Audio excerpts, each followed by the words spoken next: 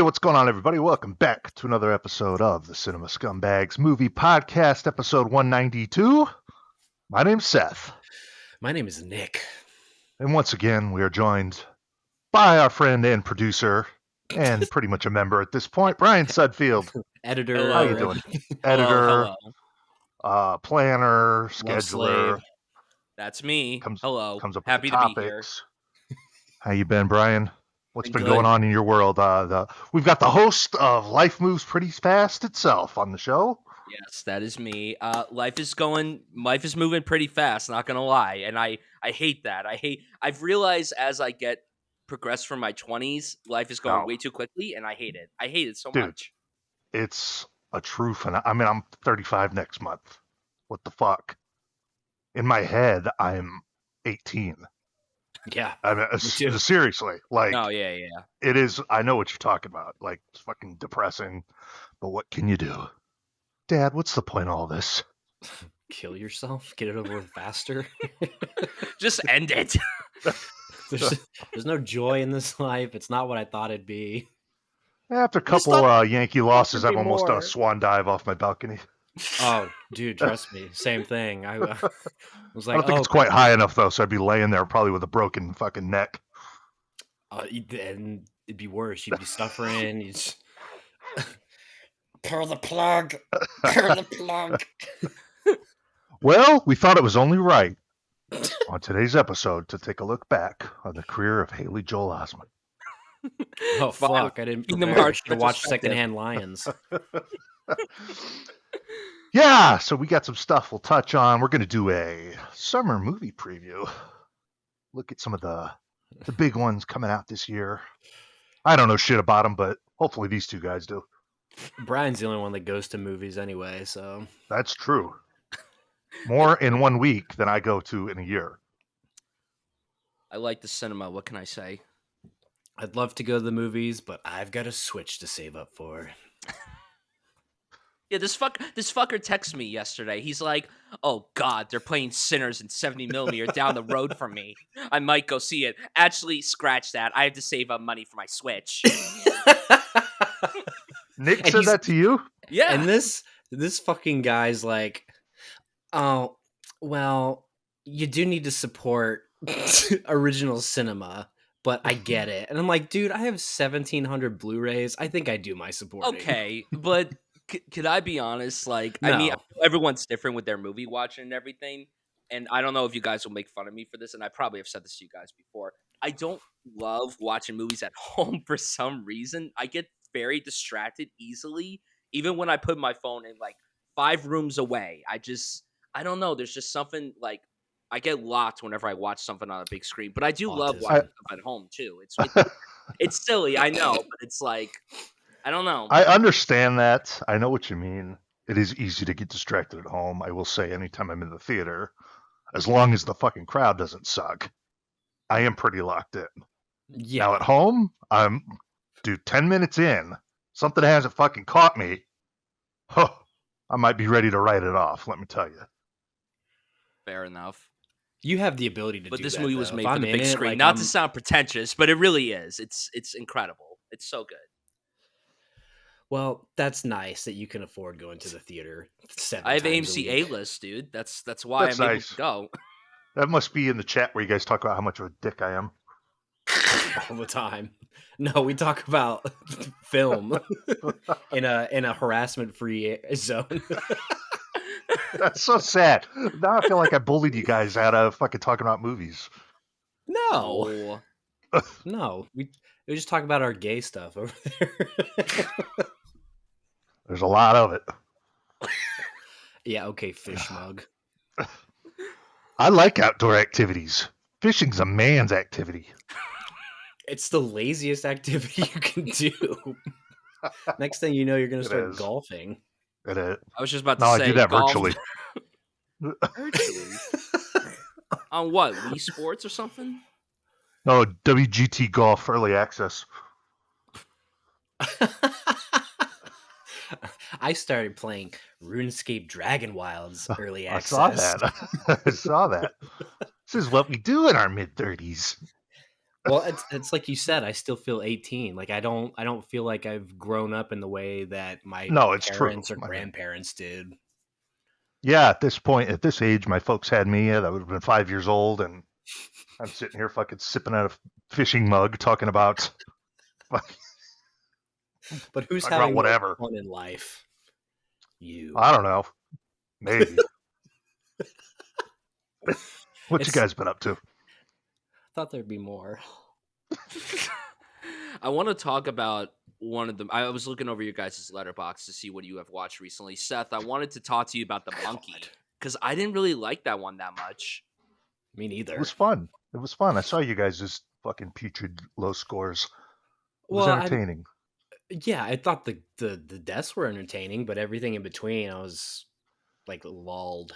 It just Can I got tell you it though, got so repetitive though. Like it just got very repetitive after a while. with something like that, it wasn't anywhere on my watch list. It was just like on a whim. Oh, it's out. Let me check it out. I don't know anything about it. Like, so Yeah. bottom of the barrel expectations. I think that helps me enjoy shit like that.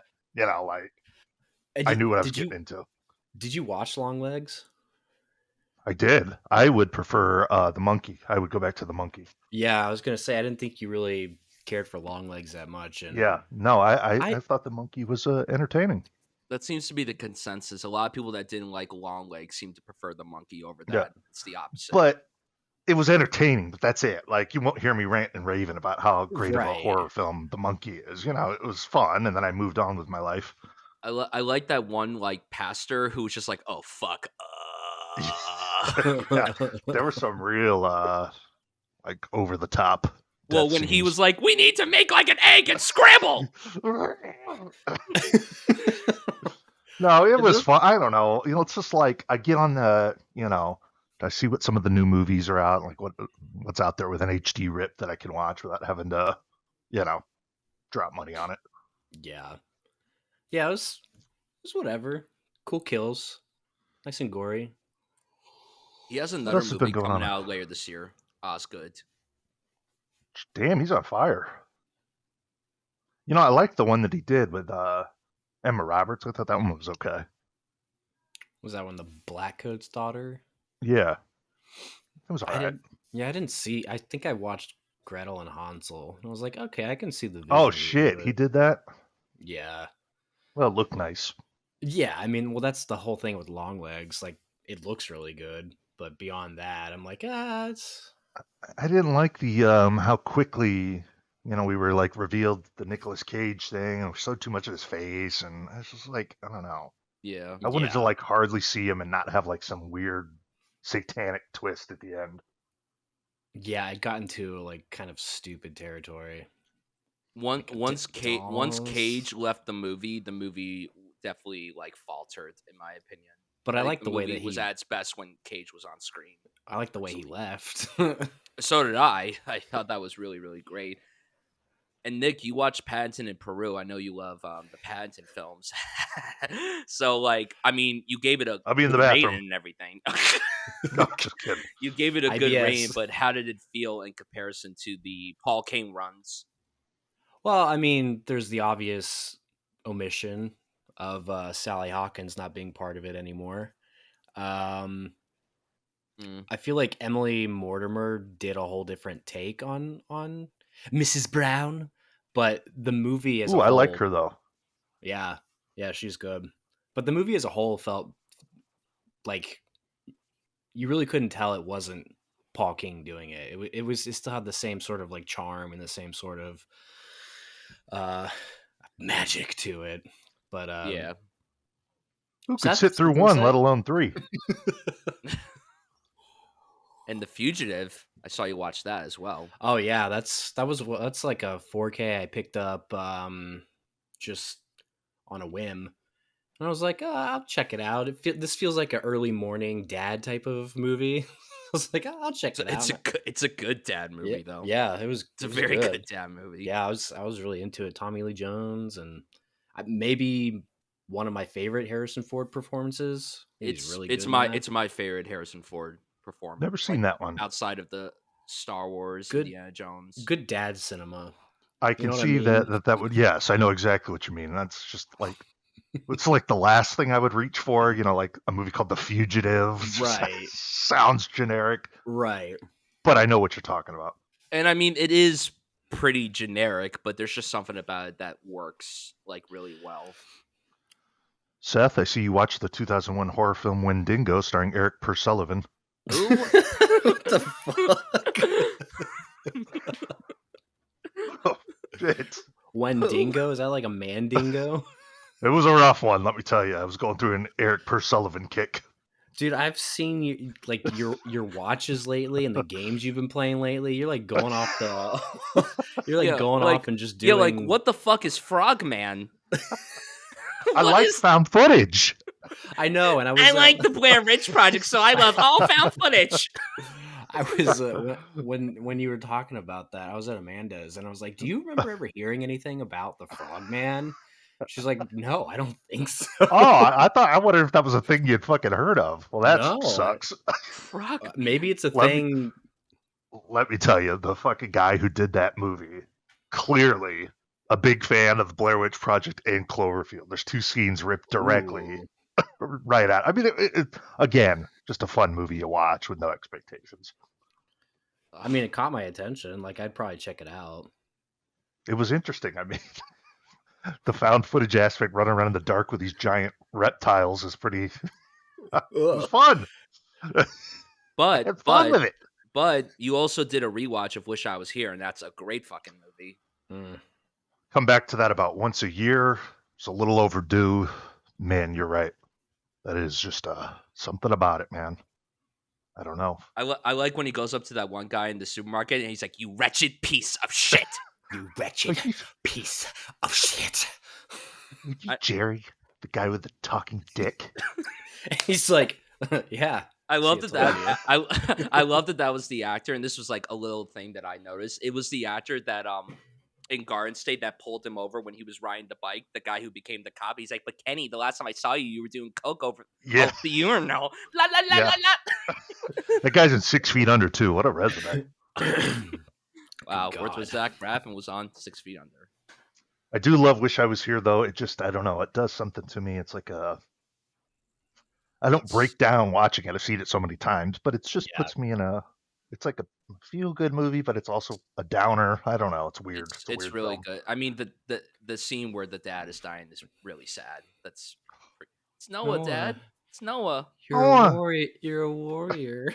Oh, so good. I just won a contest. Shove your toasted almond in my mouth. But you will. What a good. But you won. Movie. Oh man. Bryan, I see you watched My Dinner with Andrew. Yeah, it was very good. Yeah, and he didn't like it, and then you fucking bullied him and it changed his rating. No, that's not true. I didn't know it was a 3.5. I meant a 4. That is not true. It was an honest mistake. Nick might not like me as much if I don't rate it so high. Fuck. Stand by your opinion. Oh no, I meant for it to be a 4. I didn't. Shut the fuck up. There's no fucking way a guy that pays for Letterboxd Patron would accidentally submit a rating. I know you stare at that shit. This is what I want my audience to see.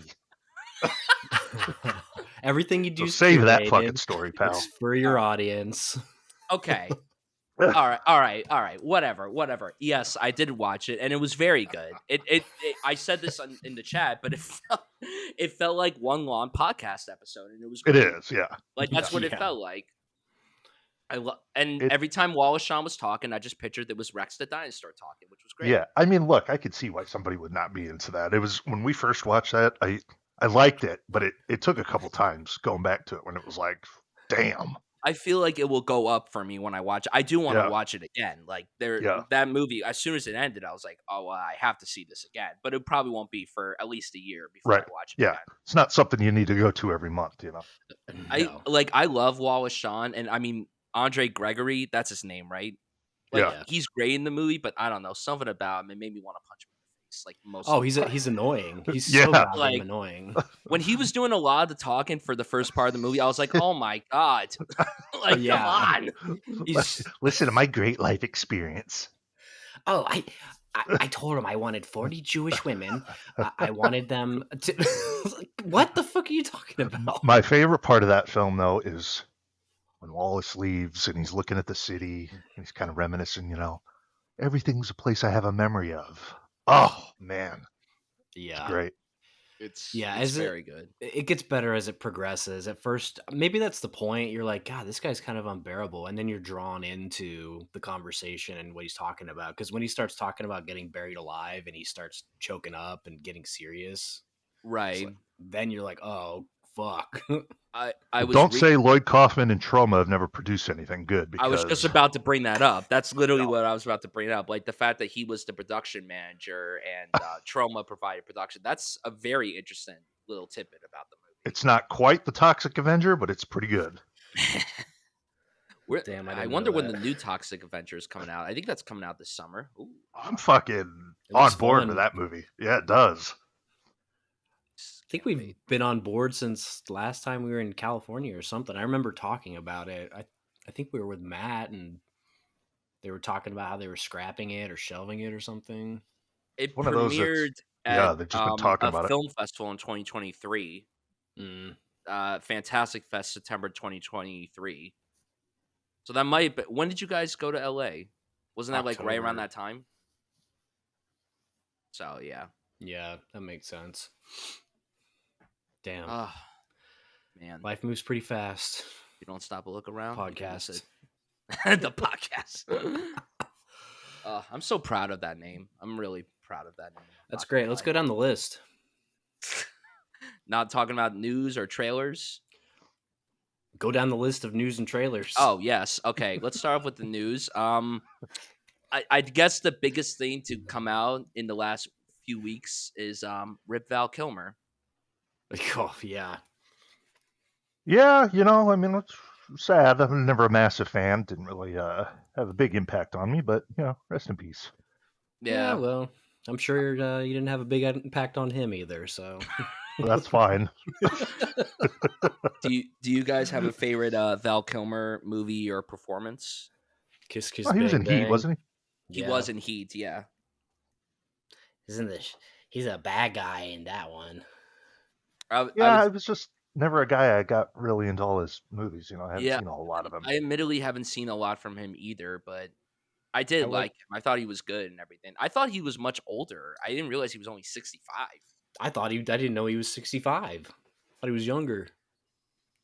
What did he die from? Pneumonia or something? Mm-hmm. Yeah. I mean, I'm sure he was weak and feeble. That his last scene in Top Gun Maverick is even sadder now. Yeah. See, I haven't even ventured into watch. I don't think I've ever seen Top Gun. The second one is just far superior. Yeah, I like the first Top Gun, but the second one is like loads better. Mm. I'm not a big airplane guy. You mean Top Unless Secret? it's in Castaway when Chuck Nolan crashes on the island. It's a FedEx plane. Then I'm into it. Oh God, Jesus. Well, I'm here. I thought you were talking about the movie Airplane. I'm like, no, he's in Top Secret. No. I mean the aircrafts. I know what you mean. Oh man. Top Secret's good though, especially if you like those kind. Not my favorite genre. I'm more of a Forelli's for my comedies. True. Well, hey, what's the new one they got coming out? Naked Gun. I don't know. Oh yeah. We'll talk about Naked Gun momentarily. Something that is not very exciting, although a lot of this is I don't know how to describe my feelings for this. The Harry Potter cast has been partially announced. Last time you guys did a pod, John Lithgow had announced that he was playing Dumbledore. What happened? I'm just watching Seth. I was just trying to figure out how to begin this. Yeah. Go ahead. You were doing good. Oh, thank you. I thought I froze. I thought. No. I was just watching his reaction. Oh my God. So John Lithgow got confirmed to play Dumbledore. I like that. Jana McTeer is playing McGonagall. She has the look for McGonagall, so that's good. My favorite casting, Nick Frost as Hagrid. That's a really good I like that. I don't even like the guy, but I think it works. How do you not like the guy? You like Sean to Yeah, death. he's all right. Yeah, he's all right. I think it's a very good casting. He's a funny fat guy. He's like you. Yeah, it worked. Some guy Are named you talking to me? Well, or myself. I mean, it could Yeah. be either one. Your Taco Bell shirt?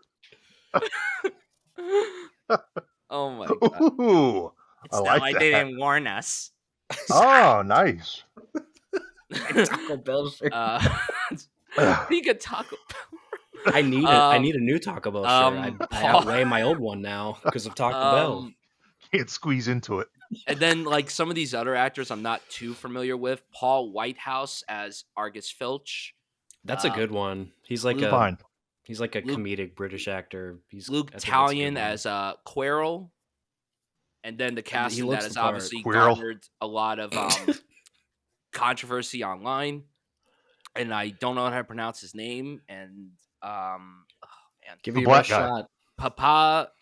I don't like mispronouncing names. So the guy that's playing Snape, and of course everybody is, making comments online and everything. But your thoughts on the casting overall, and I guess are you guys still gonna check this show out of curiosity, or do you guys think you're just gonna push it aside and not get it? No.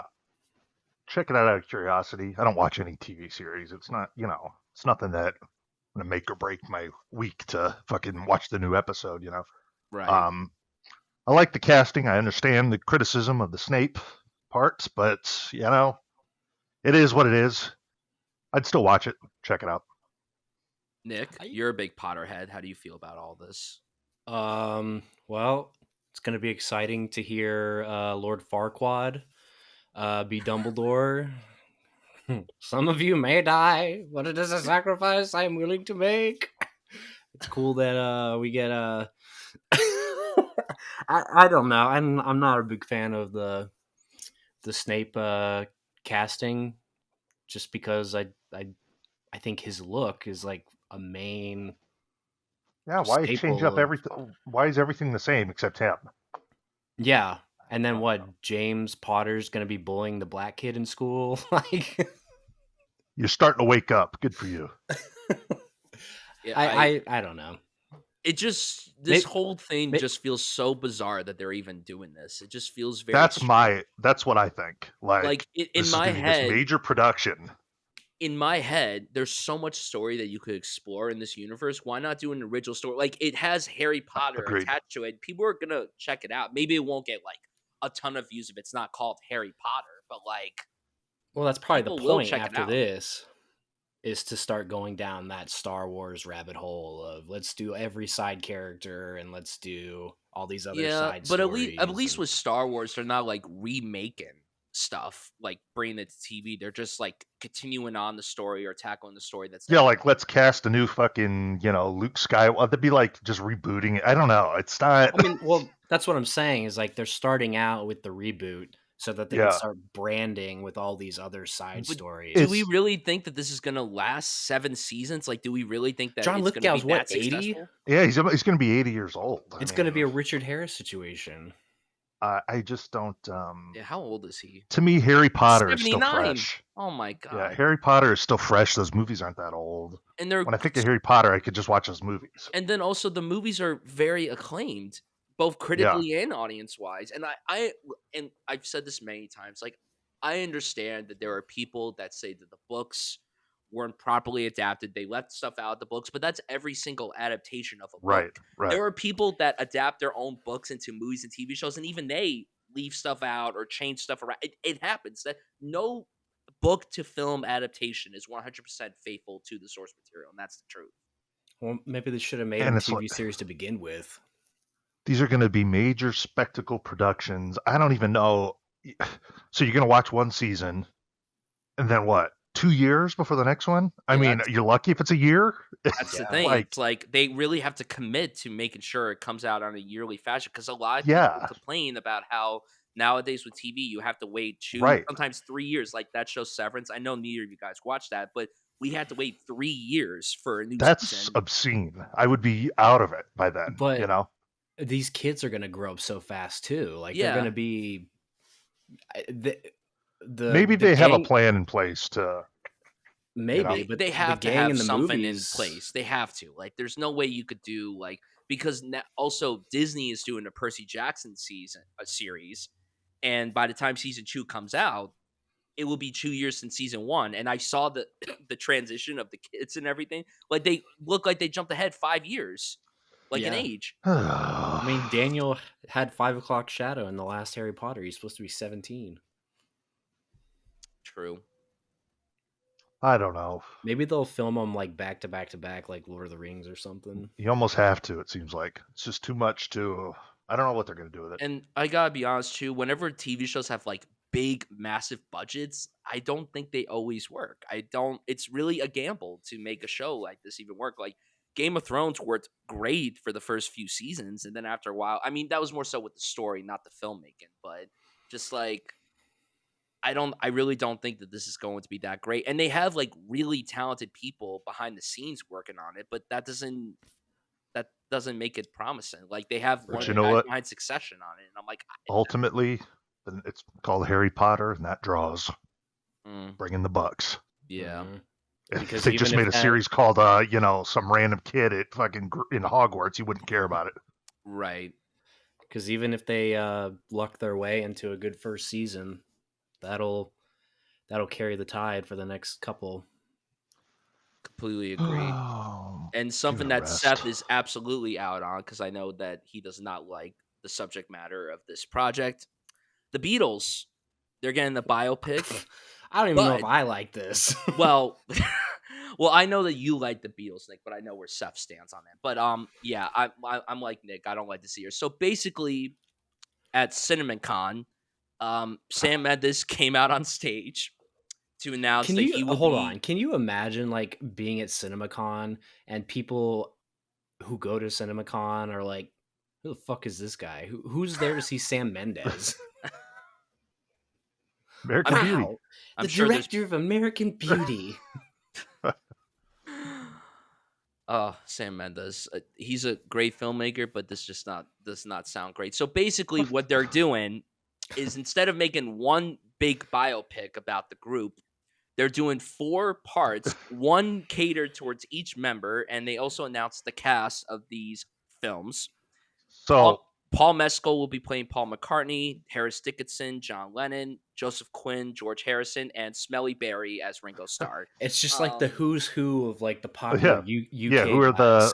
the top young British actors? I love the Beatles, and I knew that we were going to get a biopic at some point, but this is the stupidest idea you could possibly do. Wait, so the day the day this releases, there's going to be 4 movies in theaters on the same day. They're releasing all 4 of them in the same month, so I think it's like a week thing. It's the stupidest Oh, thing. They It's said like, how it's are you supposed to watch that? They Like- said this is going to be the first bingeable cinematic experience, and at that point, I was like, "Are you fucking kidding me?" well, I will not be partaking in that. Why not binge. just do a fucking series? If you want to do something like that, why not just do a limited series? Why do we have to do 4 like theatrically released movies? Why do it at all? Well, the Lennon shooting scene might be pretty good. If they include Who would you that. cast as Mark David Shadow? Just have Jared Leto come back and play the character. Dan Fogler. Dan Fogler. That's a good one. Paul Walter Hauser. I don't know. Yeah, I could see that. Yeah, that's. I mean, the Beatles are. I know it's a major brand. It's going to get people interested, but holy fuck! And I'm not even talking to somebody who's not into them. That just, even if it was like Smashing Pumpkins 4 movies coming out, I'd be like, what the fuck? That's stupid. It's too much. Nobody knows anybody besides Billy Corrigan. Billy Corrigan, Jimmy Chamberlain, James E. Ha. Fuck you. So you can't Oh even my- make 4 movies. My God. Isn't there a lady in the band? There was, yeah. A lady. But yeah, this is not what I would have wanted. Like, I admire taking swings. When are we and going to everything, get the but this Good is Charlotte biopic? Ooh. Damn. Like I just want to see their upbringing from Waldorf, Maryland, and and how Benji Madison was able, or Madden was able to Madden. score. Cameron Diaz. Yeah, what the fuck? Oh, is that who he's married to? Yeah, so weird. So weird. Interesting. How do you guys feel about her? Do you think she's hot? She's never really done much for me. Like even like 20 years ago, Cameron Diaz. Yeah. Would you say that she was hot or no? Yeah, Bad Teacher. That was a good one. Bad Teacher. good Something comedy. about Mary. I'm with Nick though. She's never been like, that's my number one pick. But of course, same. Yeah, something about those fucking piercing blue eyes that just like. Yeah, she's never really done much for me either. That's because she's a chick. Yeah, but her name's Cameron, so. Oh man, sorry, buddy. Oh my god. I'm more into Pedro. What's his fucking what's that guy's name? It's all over. Dude, that guy needs to fucking go away. I've seen enough of him. Calm down. It's enough of him, dude. Calm down. At least he's doing different projects. He's not doing the same project every time like other actors. And if I see that fucking potato head one more time, good God. Saving her pictures into your phone. I can't help it. I've just never seen such a creature. Oh my god. It is interesting. He's fucking ugly, dude. Jesus. All right. Sorry about that, Brian. Go ahead. July Criterion titles. Barry Lyndon 4K. Finally. About time. You know, I just cracked open in my Dazed and Confused 4K that I've had for like 3 years. Just opened it up. Just took it out of the shrink wrap. Well, if it was a better movie, you'd probably crack it open. But like Barry Lyndon, okay, I've watched it like 5 years ago. Why do I need the 4K? The Blu-ray's fine. Each shot is like a painting, and it'll look better with a little bit of now. Look, saturation. You make a good point. If there was a movie to upgrade, you make a good solid point there. Thank you. Sometimes it happens. I've only seen that movie once, and I loved it so much, and I've been wanting to watch it again. It's fucking great. I love when he attacks Lord Bolton. That shit is so fucking great. And I didn't watch that for a long time because I'm boring. I don't want to watch that. No, on paper, it does easily sound very boring, but it's just fucking George Washington wigs and Lord Bulletin, cock your sword. Like nothing about that looked appealing, but shit, that was a great movie. Lord Bullington, sheathe your cock. I think that might be my second favorite Kubrick behind The Shining. Great documentary about that guy, Leon Vitali. If you haven't seen it, I'll have to check it out. Also coming in July, The Big Heat by Fritz Lang. Fritz Lang, you say? Fritz Lang. I'm a film connoisseur. Indubitably. I wonder what's going on in the world of Fritz Lang cinema.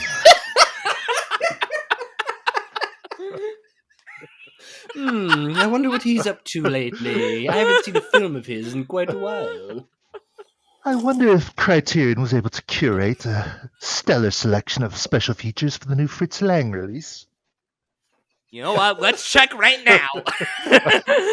I hope we get a new 4K digital restoration with uncompressed monorail soundtrack. Criterion running out of shit. A new audio commentary by film noir experts Alan Silver and James Ursini.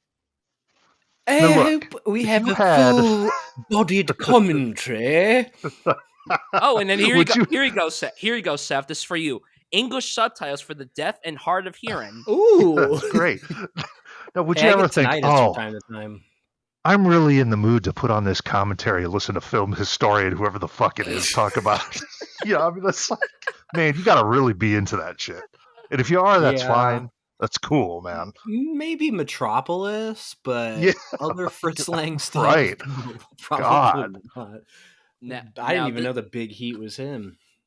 I had no idea either. Now this one I'm very excited for because this is one that's been on my watch list for a long time. You Can Count on Me by Kenneth Oh Lonergan. fuck, dude! Finally, I've been waiting for this one.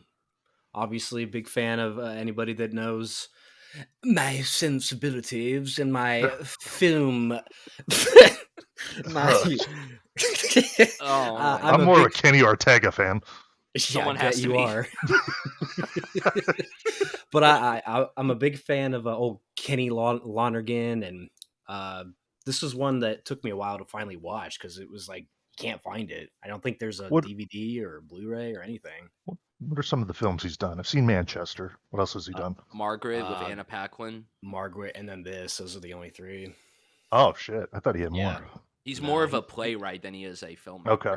I love Manchester by the Sea. It was just like it fucking makes you feel like shit. So I never So really felt good. the need to go back and watch. I've watched it twice. all his stuff is kind of depressing. Like You Can Yeah. Count on Me isn't as depressing, but it's still. Mm. I don't think I've seen Manchester by the Sea since the day the fucking Blu-ray came out and I bought it in Phoenix. God damn. Strictly Yeah. basement business. What does that mean? It means I'm working on it. I mean, I'm working on it. You don't want to be my guardian? A little more into American Pie if I want a Casey Affleck performance, but Ooh. yeah, Who is Kevin's brother? yeah, fucking great. And then I forgot and then about this one, and then this one sounds really good. Carnal Knowledge from Mike Nichols, starring Jack Hey. Nicholson and Funkel. Fart or Funkel. Okay. Jack Nicholson. I've partaken in some of Art Garfunkel's acting in the past, and he's a better singer. But I need to see that Nick Rogue film he's in though. What movie is that? oh, that's the one I saw. It's yeah, what is that? Bad Timing. Yeah, that's it. I haven't seen Yeah. a lot of Nick Rogue's. He's a filmmaker I want to delve more into. He's I've got only like a seen weird filmography. He does. I've only seen The Witches all- and Man Who Fell to Earth. Oh, and Don't Look Now. I've seen that too. They're all kind of bizarre in tone, really. Yeah. The Witches. Yeah, I mean that movie's fucking strange, man. I watched it as a Yeah. kid. It's terrifying. Angelica Even Houston, I watched one of it- the most terrifying God. performances. Yeah, I watched that probably a year ago, and I mean first time since a kid. That whole scene in the conference when they transform, God. well, that's pretty fucked up, man. Takes up a lot of the Great. movie too, I feel like. Yeah, pretty solid. Just her talking. You play for Oh man, Yeah, I'm good shit. Don't Curious look by now. that. Don't Look Now. I really liked that one. Every one of Nick Rogue's films, at least the ones I've seen, are just all super unique. Like you couldn't really tell they're directed by the same guy. Yeah. You know, Yeah. like They all have if you watch Walkabout and then Don't Look Now, yeah, like you wouldn't know that it's the same guy. You would never picture Nick Rogue as the kind of guy that would direct a Roald Dahl novel. But I think The Witches is like the one that meets his quota the most and everything. Like it seems like the Good most shit. him and everything. I've got to rewatch Walkabout. I need to see it. I need to see it. Period. I haven't seen it. I need to watch that one. That's one I was a want to hater check when out. it came when I I remember. I remember. Yeah, you were. Seth recommended it, and everyone's like, "This sucks." And you're like, "What the fuck?" Yep. You know, I get made fun of for not having a deep taste in film, and I try and recommend something like that, and it's like a lose-lose. like 10 years ago, asshole. So People I'll don't fucking go forget. back and watch. I'll go watch Spring Break Mardi Gras. Josh Gad. Cool. and that's it with the Criterion titles. And then this news came out on April Fool's Day, and somehow it's not an April Fool's joke. Once Upon a Time in Hollywood spinoff focused on Cliff Booth, directed by David Fincher and written by Quentin Tarantino. That's Nick, so you're a big weird. Hollywood fan. How do you feel about this? I think I texted you when this news broke. I would love to know your Look, thoughts I on this. mean, the movie itself is already like a TV show, like episodic with all these different vignettes. So I'm down to see some more Cliff Booth adventures. But it's like a weird. Why is David is Fincher weird. directing it? That's so strange. Yeah, it's very bizarre. Seth, you're not as high on the movie, but I know that you like it. How do you I feel liked it. overall about this? I'm kind of with Nick. I thought it was strange. I didn't know that was something that really needed a follow-up, or I didn't know that character was so popular that people were pining for a follow-up. But Yeah, you like know, whatever. Are Cliff Booth and Leo gonna stop 9/11 next time, or Yeah, it's just what's going to be the historic event that they change? I mean, I like the movie. It wasn't my favorite, but I don't really remember a whole lot about it. Just like scene after just random scenes put together. That's what it felt like. It really is. It's just like a hangout movie. It's just a bunch of different. And I love that. scenes. I love that character, and I loved his performance. I just rewatched that movie recently, and for the first time since it came out, and it's great. But like, I'm fine with that movie being the one time that we see those characters. Like, I don't really want more of it. Like, I If it feel was- like, and I love Fincher. I'm a big fan of him, but I would rather see Fincher do something else. And I would love for him to work with Brad Pitt again, but do something else. Do something Are original. we going to get more of Margaret's feet in this one? Ooh. Let's hope. I'm into her. She's great. I'm into you, and I'm circumcised. I'm into her, and I wish I was in her. I want to give her my substance. I can't believe that she's married to the ugly lead singer Jack of Bleachers. Antonoff, Like of all the people, that's who you're with. And I love their music, but like, come on, Margaret, do better. I think Brian's got like a closet, like in Hey Arnold, with like a shrine of like he's got pictures of these guys that are dating his favorite celebrities. Brian, like open that door behind you right now. You caught me. He's also gonna have a sex slave. Jesus. And Dying then for sex. and then the last piece of news, and we don't have to talk about this too long. The Cannes Film Festival lineup has been Comic-Con? Comic-Con? Oh my god! One of the dumbest things I've Dumbest ever been things. privy to. Maybe the dumbest thing. I still see that guy too. Like he's still working Wait, there. who? We were at Barnes & Noble, me and Nick, and then one of my buddies who's not into movies at all. And we were talking, the guy at Barnes & Noble was talking about Cannes Film Festival, Cannes, whatever the fuck it's called. And my buddy, with no knowledge, goes, "Oh, you mean like Comic-Con?" It was so embarrassing. it was so embarrassing. Yeah, it was embarrassing. I had to walk away. Anyways, go ahead. So, I wrote down just a few films that sound very interesting and everything, and with the appeal of their filmmakers and everything. The one that I'm most excited for personally, and I know that Nick is a big fan of this film, Sentimental Value from Joachim Trier, his follow-up to The Worst Person in the World. Oh yeah, I love Joachim Trier. Renata Reinsved, Stellan Stellan Skarsgård, and Seth L. Fannin. Ooh. Okay. Got my attention. Threesome. Have you seen Worst Person in the World, Seth? I haven't. Heard you guys rant and rave about it. I think that's one you'll like. He's good at making those like somebody lost in their life, but just in Norwegian language. Okay. And I think this is going to be. I don't know if he's done English language films before, but I know that this one is supposedly going to be in English and Norwegian. So he did one. He did Louder Than Bombs with Jesse Isabelle Eisenberg, Huppert, Jesse Eisenberg. I think Owen. No, not Owen Klein. Daniel or David Byrne. Not David Byrne. David Byrne. David Byrne. Gabriel Byrne. Gabriel Byrne. David Byrne. That one's good though.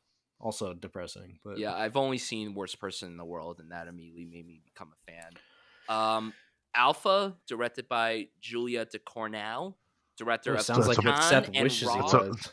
It's a biopic of me. Oh my god. Chucky doll says directed by different. Julia DeCornell, director of Teton and Raw. I hate Raw. And apparently it's set in 1980s New York, I think. So, what is happening? He's I don't know. Whatever fucking boring film you're droning about. I'm sorry. Hey, listen. I'm just kidding. Oh, go ahead. Keep it going. Here. Finally, I'll talk about. No. Keep going. Keep going. No, Alpha, directed by Julie DeCornell. Hopefully, it's good. I like Teton and I like Raw, so we'll see how this one is. It's set in the 80s during the AIDS epidemic, and yeah, it is. Could be good. Could be good, could be bad. We'll have to see. Next one. This is a French language film, and I'm gonna butcher this name. Nouvelle Vague, directed by Seth. It's Cannes. What do you expect? Well, no. Hold on. This will Say get anything. Seth interested. Directed by Richard Linklater, and it's about the making of Ooh, Breathless. Oh interesting. yeah, that's right. It's starring You a know what nearly though? French cast, and Zoe Deutsch is playing Jean Seberg. Not the person Ooh. I I've would have picked learned. to play her, but you know. I've learned to not get too excited about Richard Linklater unless it's written and directed by him. Why haven't you watched Hitman yet? The movie is very good. I don't know. It sounds so It's like generic. whatever. Yeah, but it's Hitman. like it's really fun and it's a fun side of Linklater. I like when he does like. You know, That there's Listen, it's not his best Boyhood and movie. Listen, there. I'm not saying it's his best movie. I'm just saying that it was he's just refreshing like to see him do like. He's creeping towards the edge. I think it's You over. you have the Boyhood and the Before trilogy, Richard Linklater, and you have the Where'd You Go, Bernadette, and Okay, but that's Bernie Linklater. Okay, Bernie is not that bad. That's It's actually okay, that's but a you know what I pretty fun mean. movie for what it is. That But The Newton Boys. but listen, Ethan Hawke one that he did recently sounds so fucking boring. Oh yeah, like what the fuck was that? oh, that one sounds interesting to me. I don't know. Look, I want to see fucking Linklater movies with teenagers and problems and conversations. maybe he'll make a spiritual sequel to Days of Confused again, set in the 90s. That'd be cool. I'm always been on board that boyhood manhood's being made, and we'll find out about it soon. Hopefully, I would like. We I have wish to. we could get another Before movie with them older, like a. You know how they did a sequel to Scenes from a Marriage when they were much older. I wish they would do that for the Before trilogy. Fuck, that's Make it very right, sad yeah. and everything. That's a good one. Like that would be really cool if they did that. Sarah Bond. And then, honestly, Mission Impossible: The Final Reckoning is premiering there. That's a film that we'll talk about momentarily. Highest to Lowest, Spike Lee's new film, a remake of High and Low from Kurosawa, which is very strange. Why are we remaking Kurosawa films? Yeah, I don't know why we keep remaking all of them. Like they just remade Akiru a few years ago, and that director has a new film that he's premiering at. Oh, Was that the one? Was that the one with Bill Nye? Yeah, Bill Nye. Bill Nye. Bill Nye. Oh. Bill Nye, who was in Harry Potter for 5 seconds. He's in the Cornetto trilogy. And then speaking of that director Actually. who made Livin', History of Sound, Paul Mescal and Josh O'Connor, again, two of the most popular actors working today. The Mastermind from Kelly Reichardt, starring Josh O'Connor and Alana Haim. And Eddington, Ari Aster's new film. Ugh. Ari Aster. Oh, talk about falling down. Horrible. Falling down? In quality. Falling down and back up. We'll see about that. I'll believe it when I see it.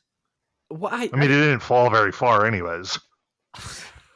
He fell from the highest heights that you could. Listen. No, he didn't. I think Hereditary is a great fucking movie. I really do. I think that's a great movie. But I don't stand the test of time as one of the greatest horror films ever. No, I mean it's great. I've liked it a little less as the years have gone on, but I still think it's good. Nothing's worse than that stupid shot of Florence Pugh in the flower crown. Yeah, we'll see. That's not Hereditary, so Worst shot in cinematic history. Beau's Afraid is great, especially for you two that No, have it's as much not. anxiety as I do.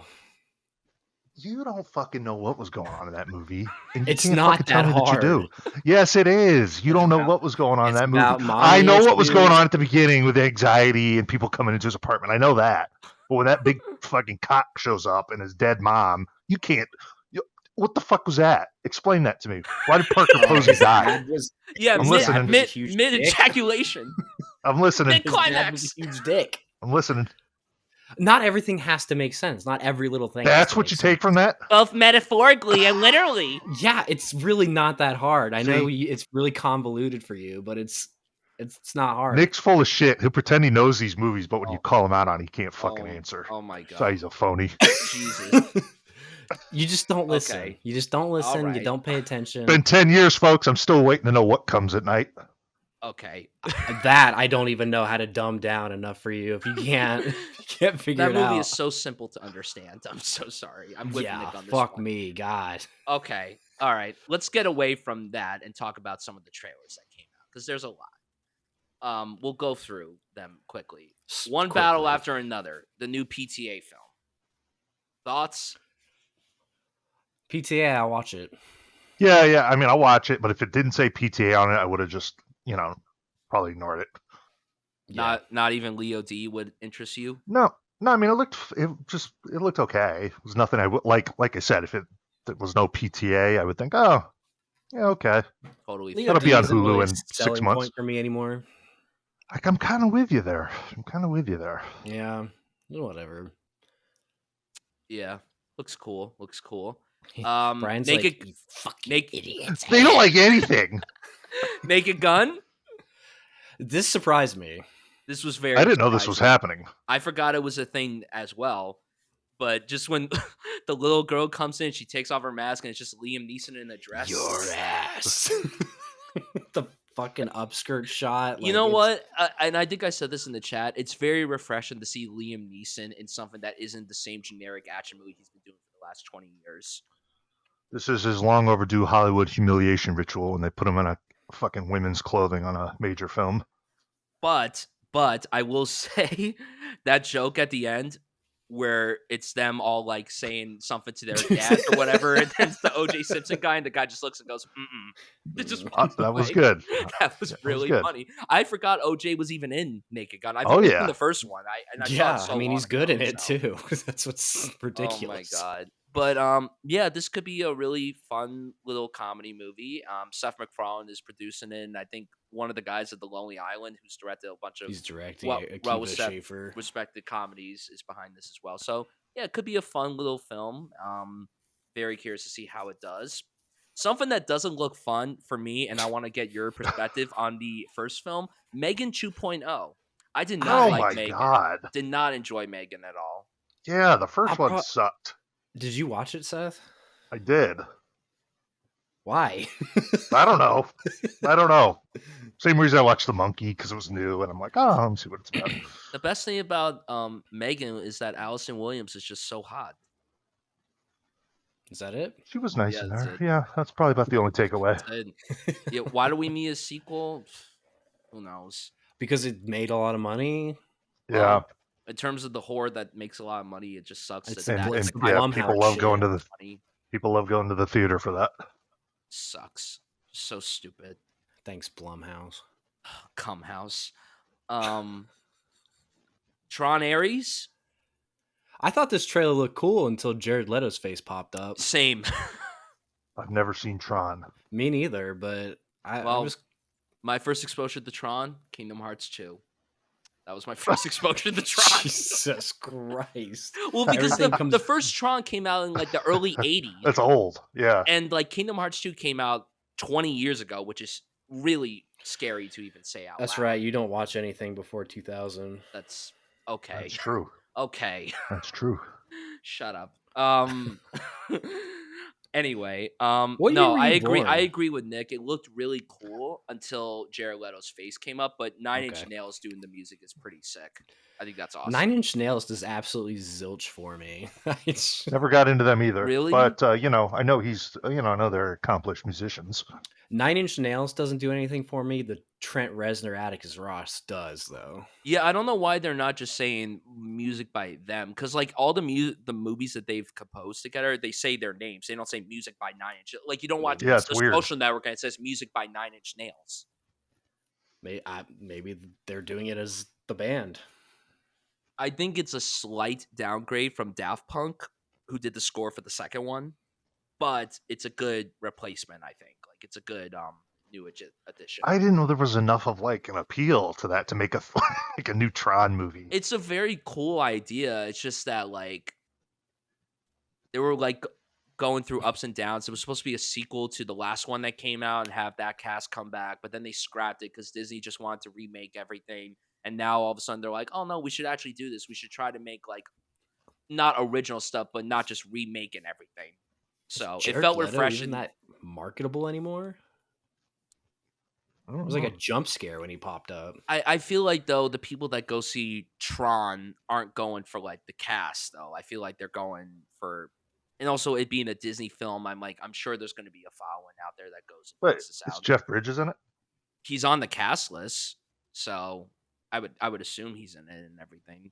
But like the second one ended with him dying, so I don't Oh shit! know. I don't Like, have to watch it, I guess. spoiler, oops. Spoiler alert! What's next? Materialist, Nick, Celine Son's new film. Not a fan of the trailer. This just looks like a fucking far stretch from what Past Lives was. Yeah, I mean, it doesn't look as good as past. It doesn't look as good as Past This is Lives. why Koreans are better. But like, I don't know. I'm interested to see her do a romance, but on the different side. I think it's like interesting for her to go from doing a romantic drama to a romantic comedy. So, but everyone's complaint. Everyone's complaint is just like, oh, they just picked the most basic cast ever, like Dakota Johnson, Pedro Pascal, and Chris Evans. Chris Evans has the acting ability of a wet fart. Gotta quit casting this fucking Pedro fuck. He's atrocious. Have you even watched him in anything? No.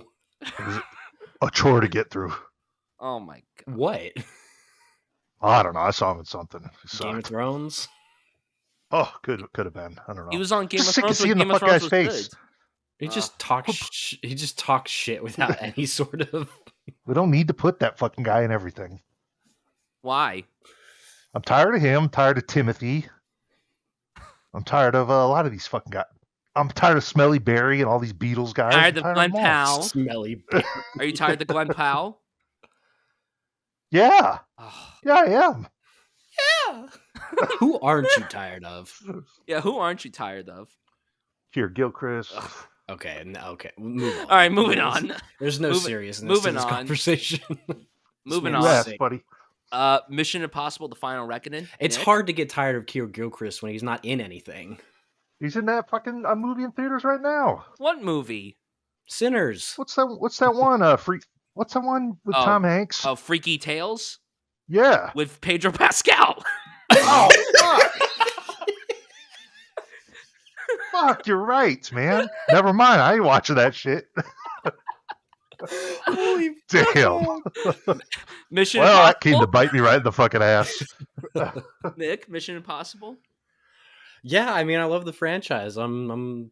Is this the end? Is this? Yeah. Do we think that this is it? Maybe. I mean, the first part of this one didn't do super well financially, so maybe it's the end. He does his own stunts, and now he's fucking Ana de Armas. Wow. Is he? Supposedly. I'm sure he is. Sure he is. She's caught in the web. She's done for. On the web. Caught in the Scientology web. Oh. But yeah, looks good. Probably going to be good. We'll have to see what happens. Bring Her Back, the follow-up from the directors of Talk to Me, starring Sally Hawkins. Ooh, that's why she couldn't be in Paddington in Peru. Honestly, I think that's exactly why. I think they were filming both of them at the same time. She chose to do the better one. Well, we'll see. Talk to Me. Yeah, I mean, I like the punchiness of their stuff, I guess. Like, hopefully they keep that guy girl out of this one. Which one was? Oh. See, that stuff's always in your mind. I just totally forgot about that. Oh my god. Yeah, it looks cool. Looks like it could be another A24. It'd be cool to see how Sally Hawkins in a horror movie. I don't think she's done one. I think that she is a very underrated actor. I've liked her in everything that I've seen her in. I think she's always consistent. I like to get my Sally Hawkins. Ooh. The Phoenician Scheme, Wes Anderson's new film. I'm not very high on this trailer, to be honest. I think it looks cool. It's Wes Anderson. Top off the old Joe while you guys talk about this one. He's like, you bring up. I don't Phoenix, know why he I'm would scared. leave. It has his boy Tom Hanks in it. He doesn't like. But yeah, Tom how do you Hanks feel anymore. about this one, Nick? It's more Wes Anderson. Like, if you like Wes Anderson, I think I liked it. I'm not as high on newer Wes Anderson, which is really disappointing. Like, I didn't like really French liked Dispatch. Asteroid City was a step up from French Dispatch. I like Isle of that Henry Dogs, not so Sugar much. short short that he did. I liked that. But this, I mean, I don't know. I guess I'm just getting a little tired of the style and everything, which is disappointing because I love Wes, but it's just like the same thing over and over again. Well, All like, right, we were talking about Nick Rogue earlier, how you can't tell any of his movies are from the same guy. Mm-hmm. Polar opposite. You know when it's a Wes film. Yeah. But it usually works. And I'm with you. I didn't like French Dispatch. I wasn't huge on Asteroid City, but I kept thinking about it. It was a Yeah. step I- up I- from I- French like- Dispatch, though. I know when I go back to that movie, it'll be like a 4.5 or some shit. There's something Yeah. about it, you know? I Yeah. agree. I don't know if it's like the But this one, I pastel-y mean, he colors. Yeah. or- he And that assembled. fucking alien. But this one, he has a really great cast and everything. Benicio del Toro, He always does. Michael Cera in a Wes Anderson film is actually pretty cool. I think that's really. I think that works. Like it's like two lovers finding each other. Yeah, Two and soulmates. then the main girl in it is the daughter of Kate Winslet, which I just found out yesterday, which is pretty What? cool. Yeah, Damn, how old's her kid? she is 24. Crazy. Excuse me. Hold on one second. Excuse me. Yeah, Kate Winslet has a 24-year-old daughter. Let's take a look. That's fucking- her name's Mia Thermopolis. Mia Threppleton. Thoughts? There's good pictures and there's. I mean, she looks like her. She looks like fucking Greta Thunberg in a couple photos, and the other photos she looks okay. I don't know. I mean, I wouldn't say no. I don't know. That's a classic Scumbags googling a chick and giving our thoughts. I won't say no, but I prefer your mouth. Oh, her character's name is Liesel, like Sound of Music. Ooh. Damn. And she's a I do nun. love me some. Oh, And she's what? A nun? A nun.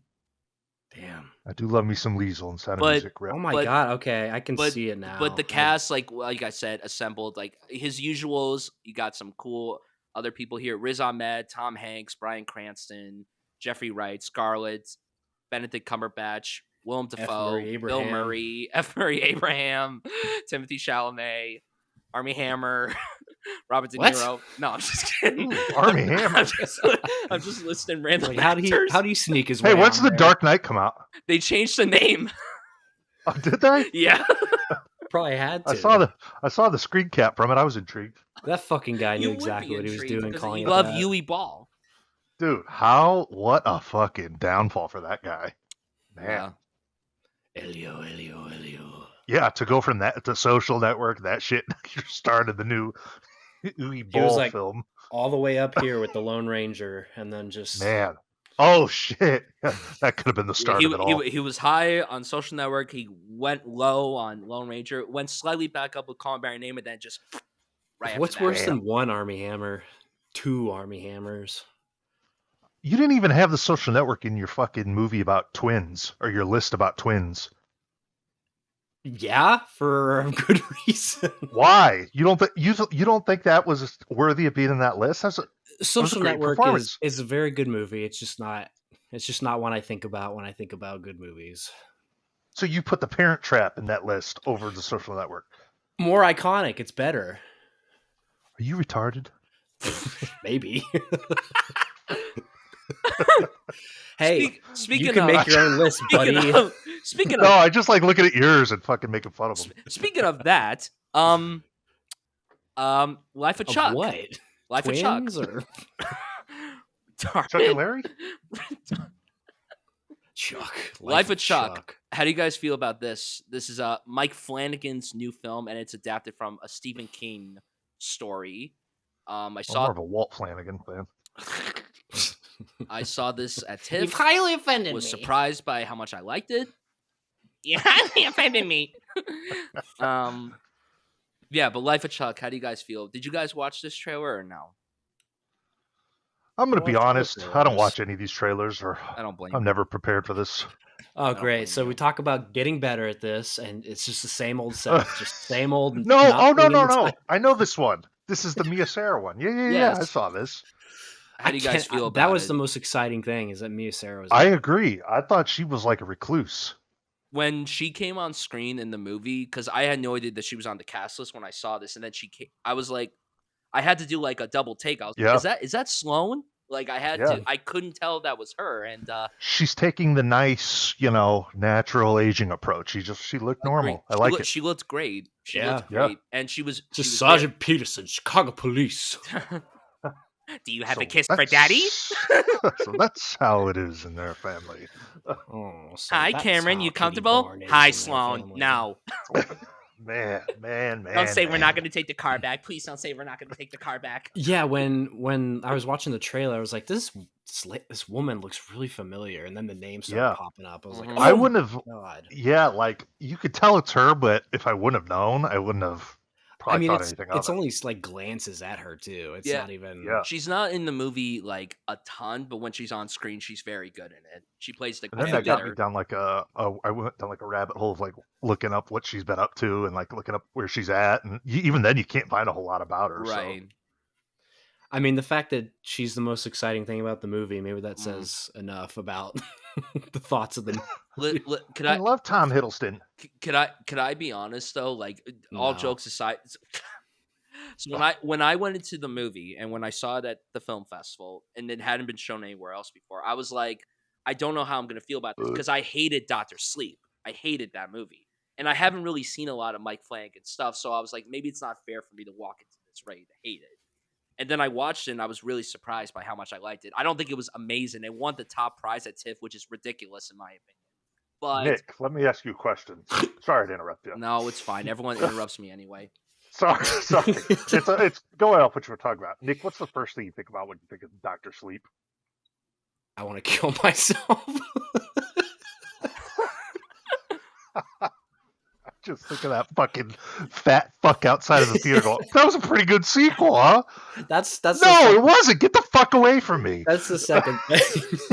That's the second thing.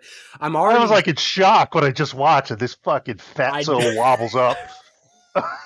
I know. I'm like I feel like I'm in mourning. Like I'm reeling. And I'm not ready to discuss this. The Shining's like my favorite fucking movie.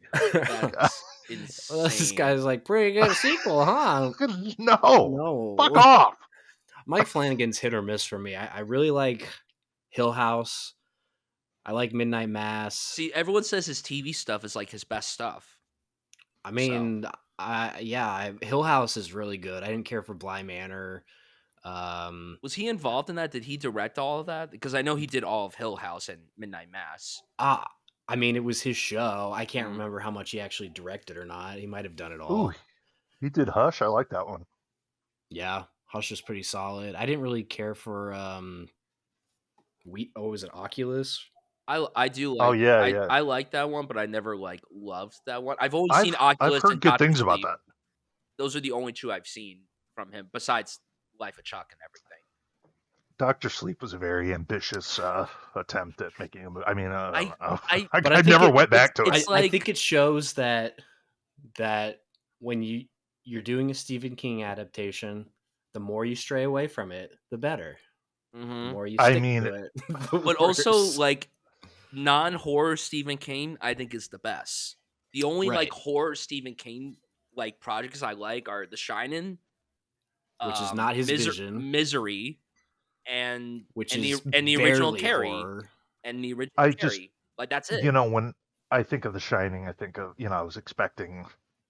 I was just not expecting that. I was like that movie is one of the biggest disappointments I think ever for me. Like I really wanted to like that one, and remember how it got all this acclaim? Like people were like really people like it.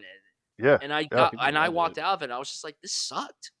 But it's so much different than the reason that's kind of like fucked up is because you're taking that book and you're trying to make a sequel to the Kubrick film. It's like mixing both of them, and it's like when I think of The Shining, I think of the Kubrick film. I don't think of this fucking vampires sucking steam out of Jacob Tremblay's mouth. Right.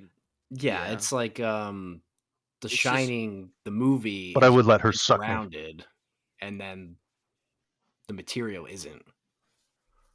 Yeah, and then like the last 20 minutes of Dr. Sleep, it's like, oh, let's go back to the Overlook and throw in all the Shining references so people know that's connected. And then it just ends. At that point, I'm out of it. I don't know. The only good things about it were Ewan McGregor's performance and Rebecca Ferguson being the hottest woman that has ever graced the screen. Yeah. That's it. Suck my steam. When she bites her lip. Oh, Oh fuck. God, always hot, always hot. And then there's two more trailers. Will be quick. The Suck my Roses, steam. The Roses with Benedict Cumberbatch and Olivia Colman, directed by Jay Roach. It just looks like typical rom-com fare. I'd rather see a new Austin Powers film from Jay Roach. Right. But Right. whatever. That's what I was thinking while watching it. Could be cool. Good actors in it. And then There's lastly, a good actor, and then there's Benedict Cumberbatch. I like. You don't like Cumberbatch? You don't think he's good? His best part is like his 2-minute cameo in 1917. I can't. Yeah, You I can't think of any. You didn't like Power of the Dog? Okay, whatever. Yeah, you're right. I didn't even know he was in 1917. For like 5 Yeah, seconds. he's who they're trying to get to. Now I didn't remember if that was him or Colin Firth. Or no, did Colin Firth send them Colin out? Firth is the one who sends him. Okay. Yeah. And then Good movie. Richard Madden was the brother of the Right. one guy. Yeah. Yeah. I haven't And then seen Andrew that movie Scott since it came out. is another officer, and Oh, Andrew Scott. And then lastly, 28 years later. This looks really good, I think. I think the first trailer was like enough. I'm in. This trailer Like- didn't really give anything away either. I was really impressed. I think this looks really, It's, really It's solid. I never saw the non-Danny Boyle sequel. I've never fucked with that movie. Have you guys ever seen that? It's solid. I couldn't get Yeah. into it. I just never bothered with it. It just was always I was put off by the fact it wasn't DB. But I thought the 28 trailer looked good. But 28 days later is fucking great. It's so good. It is good. And this one looks Just- really good too. I like that it's both him and Alex Garland. Like I could feel the tone of the original film. Just kind of had that dark sort of bleak. It's just kind of I mean, it's a zombie film. It's depressing, Yeah. but It's it's like an extra level of depressing, that movie. Just the way that Danny Boyle films are shot. It's just totally Yeah. like the angles and everything is totally unique. I'm And, really and into when that first one came out, the zombie shit wasn't as like popular. fucking. Oh my And they're god! not now even- it's like everything. But Yeah, they're not honestly, even really I feel like zombies there either. really hasn't been as much zombie content these last, I would say, maybe like 5 Yeah. years. I mean, like People really, got burnt out on it. the only thing really that's out now zombie wise is The Last of Us. That's really it. Like Yeah. Walking Dead's not on anymore, so like Yeah. like Thank God. It's yeah, talk about a show that vampires now. overstayed its welcome. But yeah, 28 Yeah, The years Last of later. Us. My God, I fucking hate that shit. I don't even like the game. you don't like the game? I thought you. Nah, I liked the thought it was game. super. I mean, it was fine, but the way it's talked about, my god. I get that, but I'll go. could I just say too before we jump into the summer? No. I was gonna say something that you like. Jesus. All right, go ahead. Then definitely not.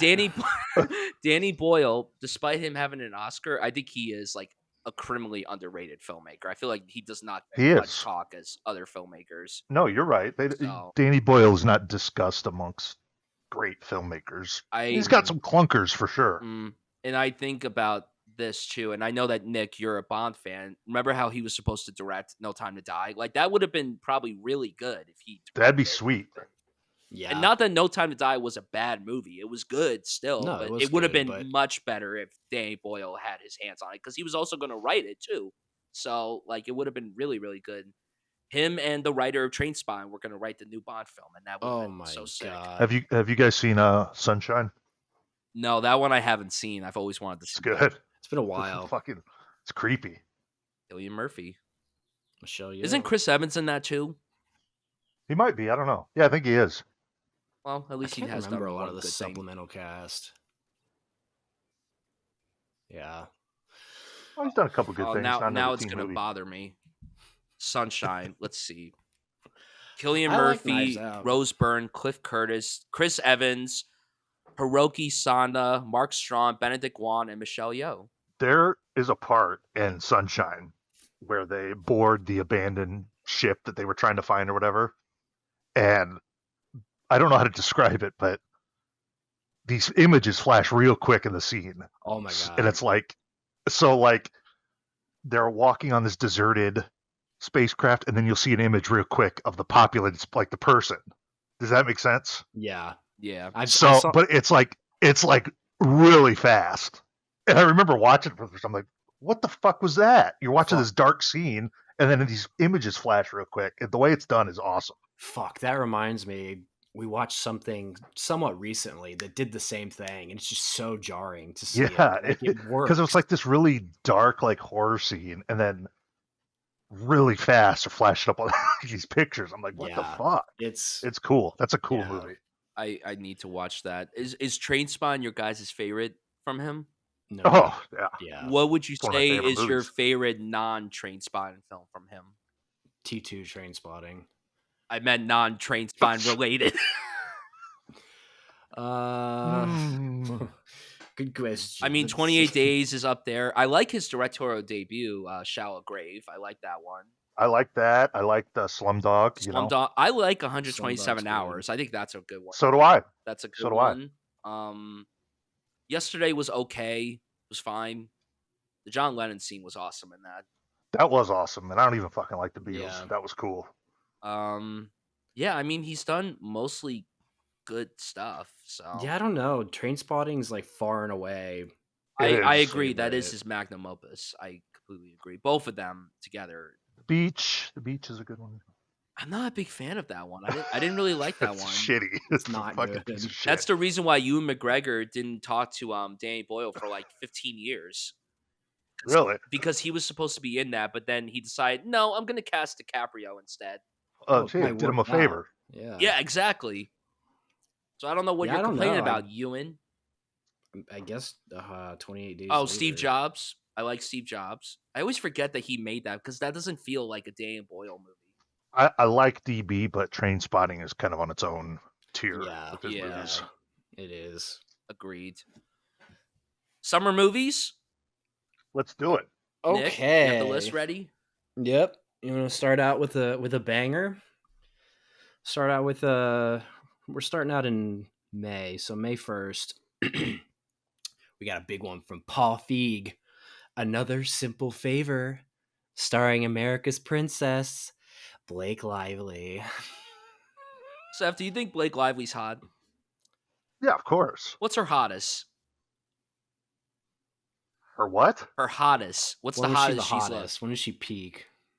I don't know. I mean, she looked good in the town. Oh, that's not the answer I thought you were going to say. Yeah. What else was she in? Accepted. Oh, I don't like that movie. It's a piece of shit.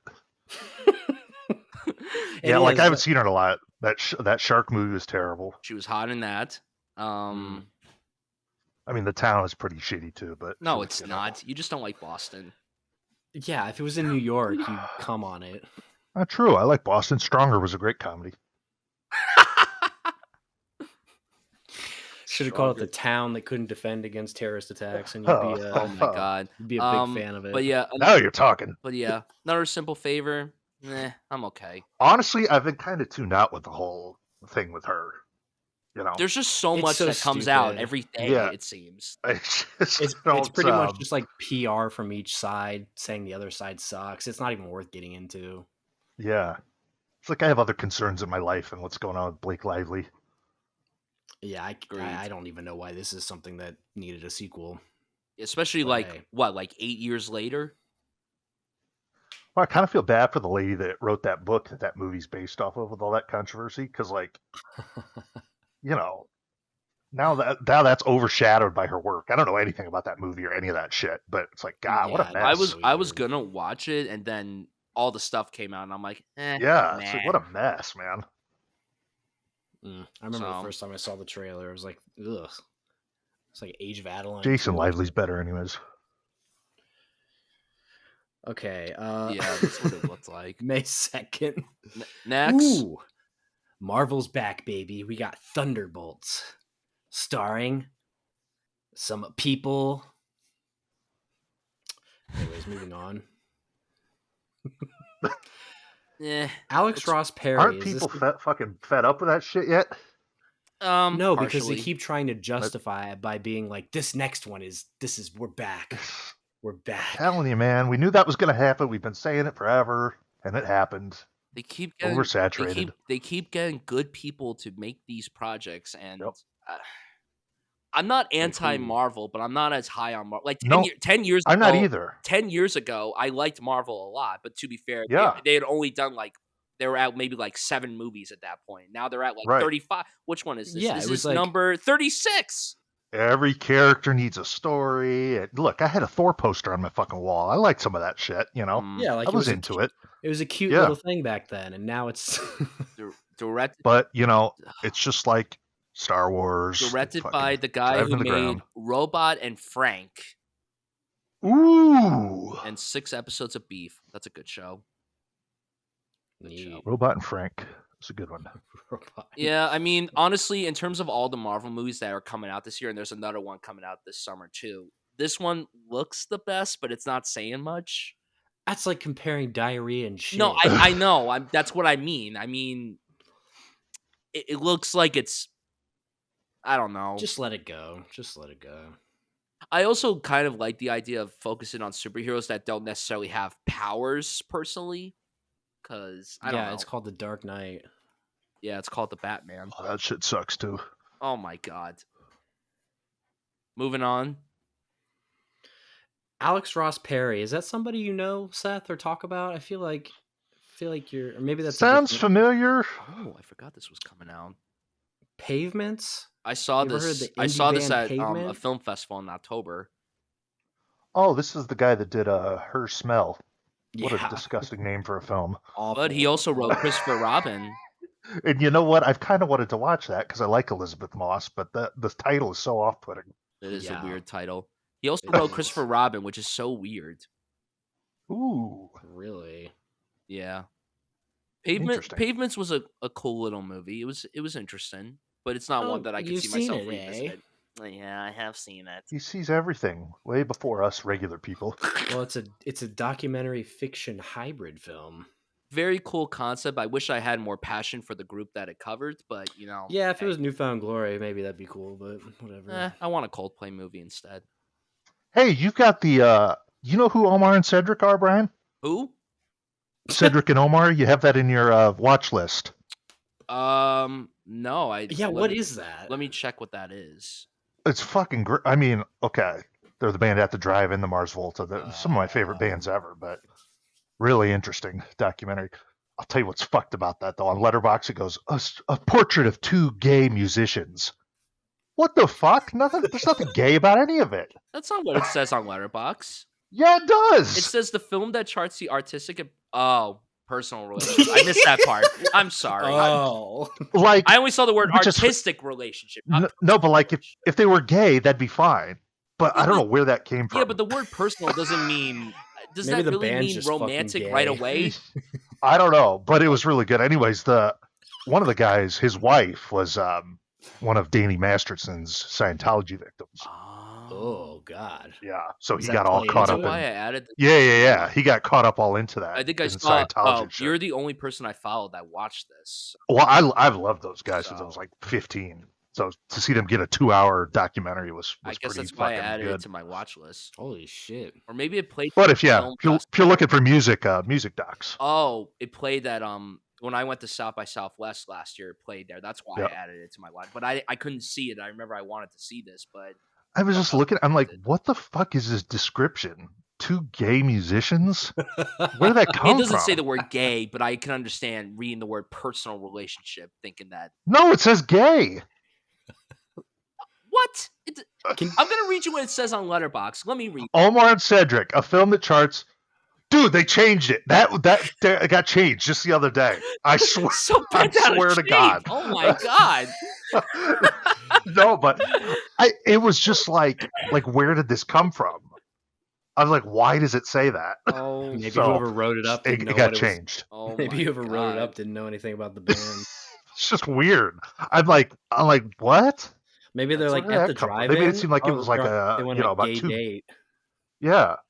That's funny. Yeah, if you read the description, you think, oh, this is about like 2 gay guys that have struggled to be accepted. It's like, the fuck? That's fucking. It's got nothing to do with it oh at my all. God. But it's a good movie, though. Good movie. Good doc.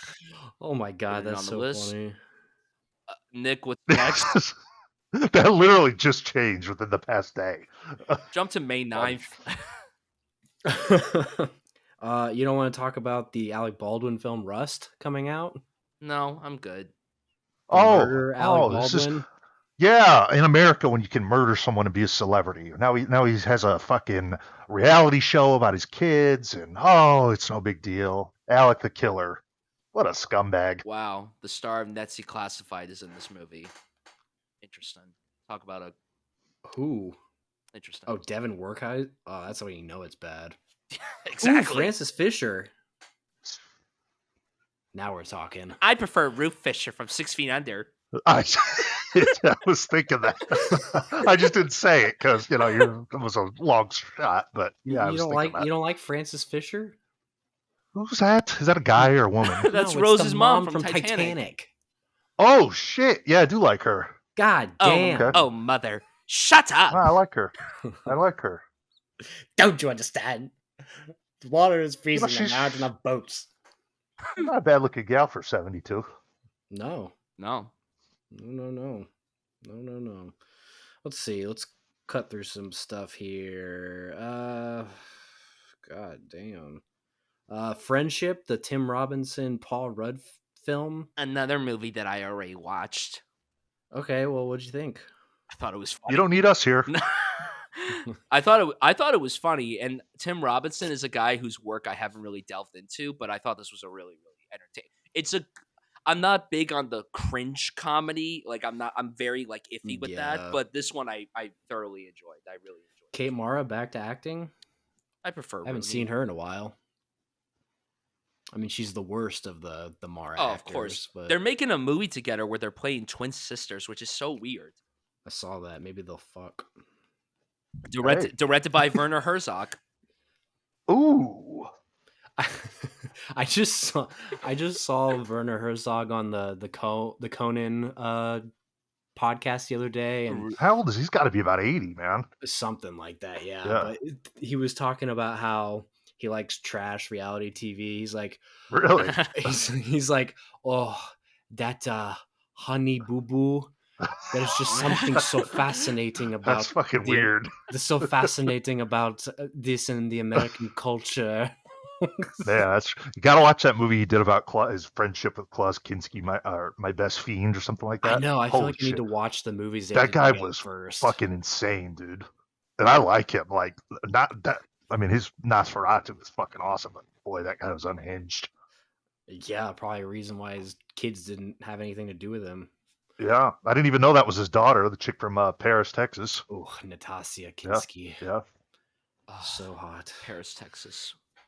Ooh, Steven Chbosky's doing a new film. It's called Nonas. Ugh.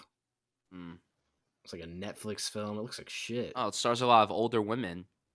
Lorraine Vince Bracco, Vaughn. Talia Shire, Ooh. Susan Sarandon. Damn. Linda Cardellini.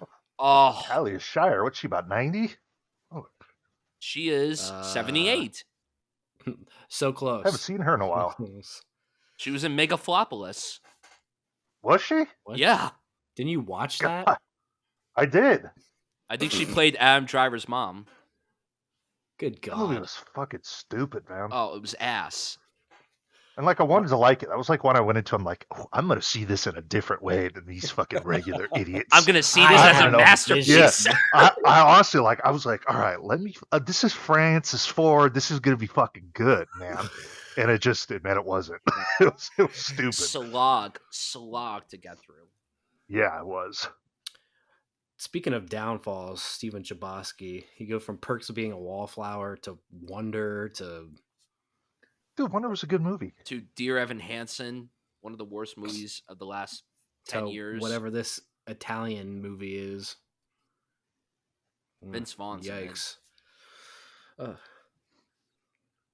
Oh, shot in Yeah. New Jersey. Oh, well, that means I have to watch it now. Everything's better than New Jersey. Where's Clerks 4?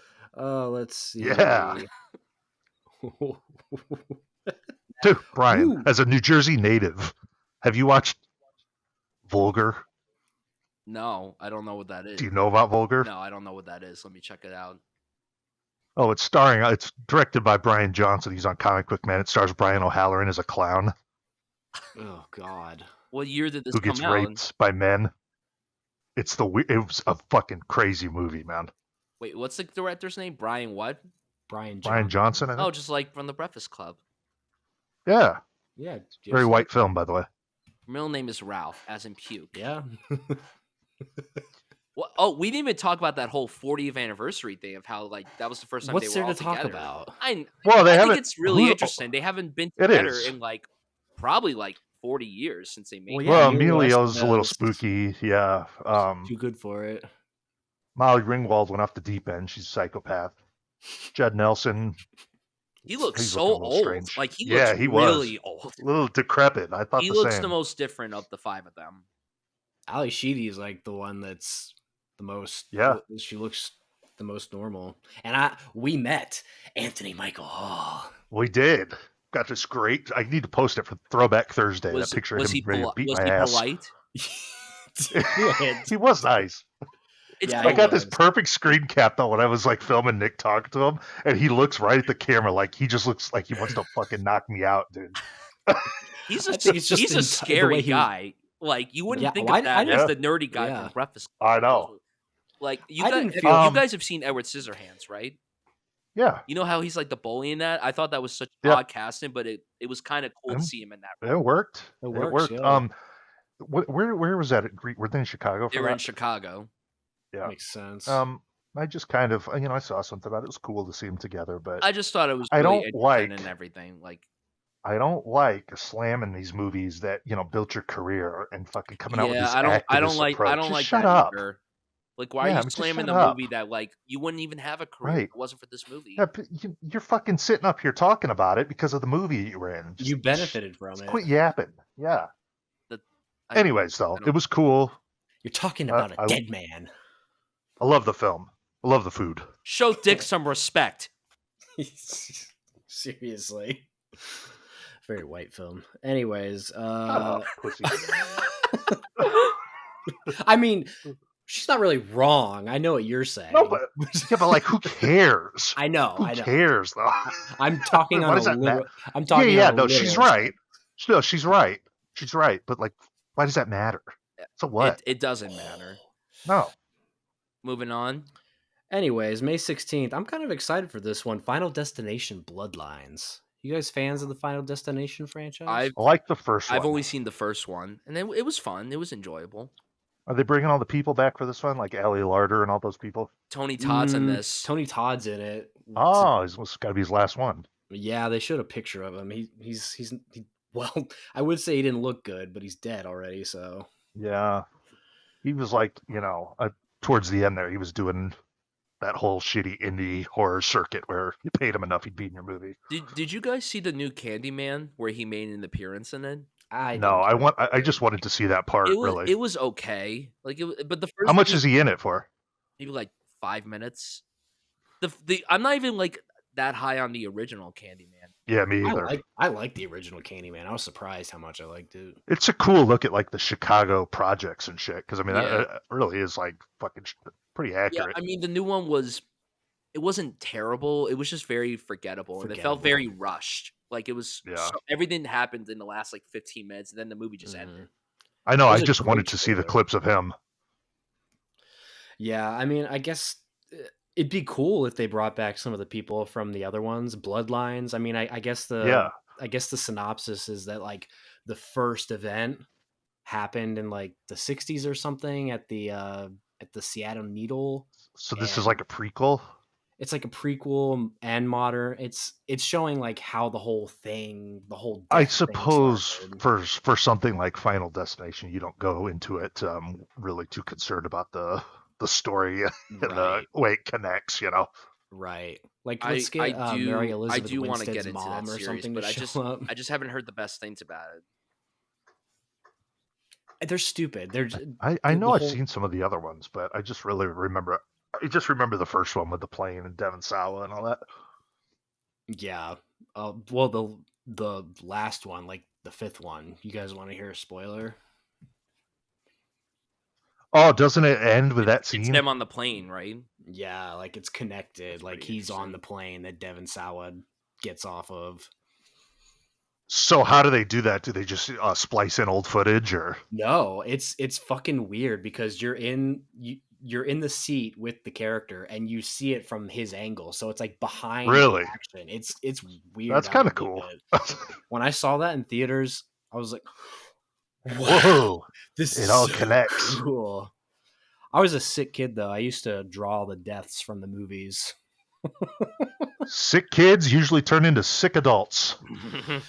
Makes sense. I buy sign shirts. uh, Well, I don't have a Final Destination doll hanging in my. I didn't even say anything. God, I didn't even say anything. Quit that bugging my fucking Chucky thing. doll.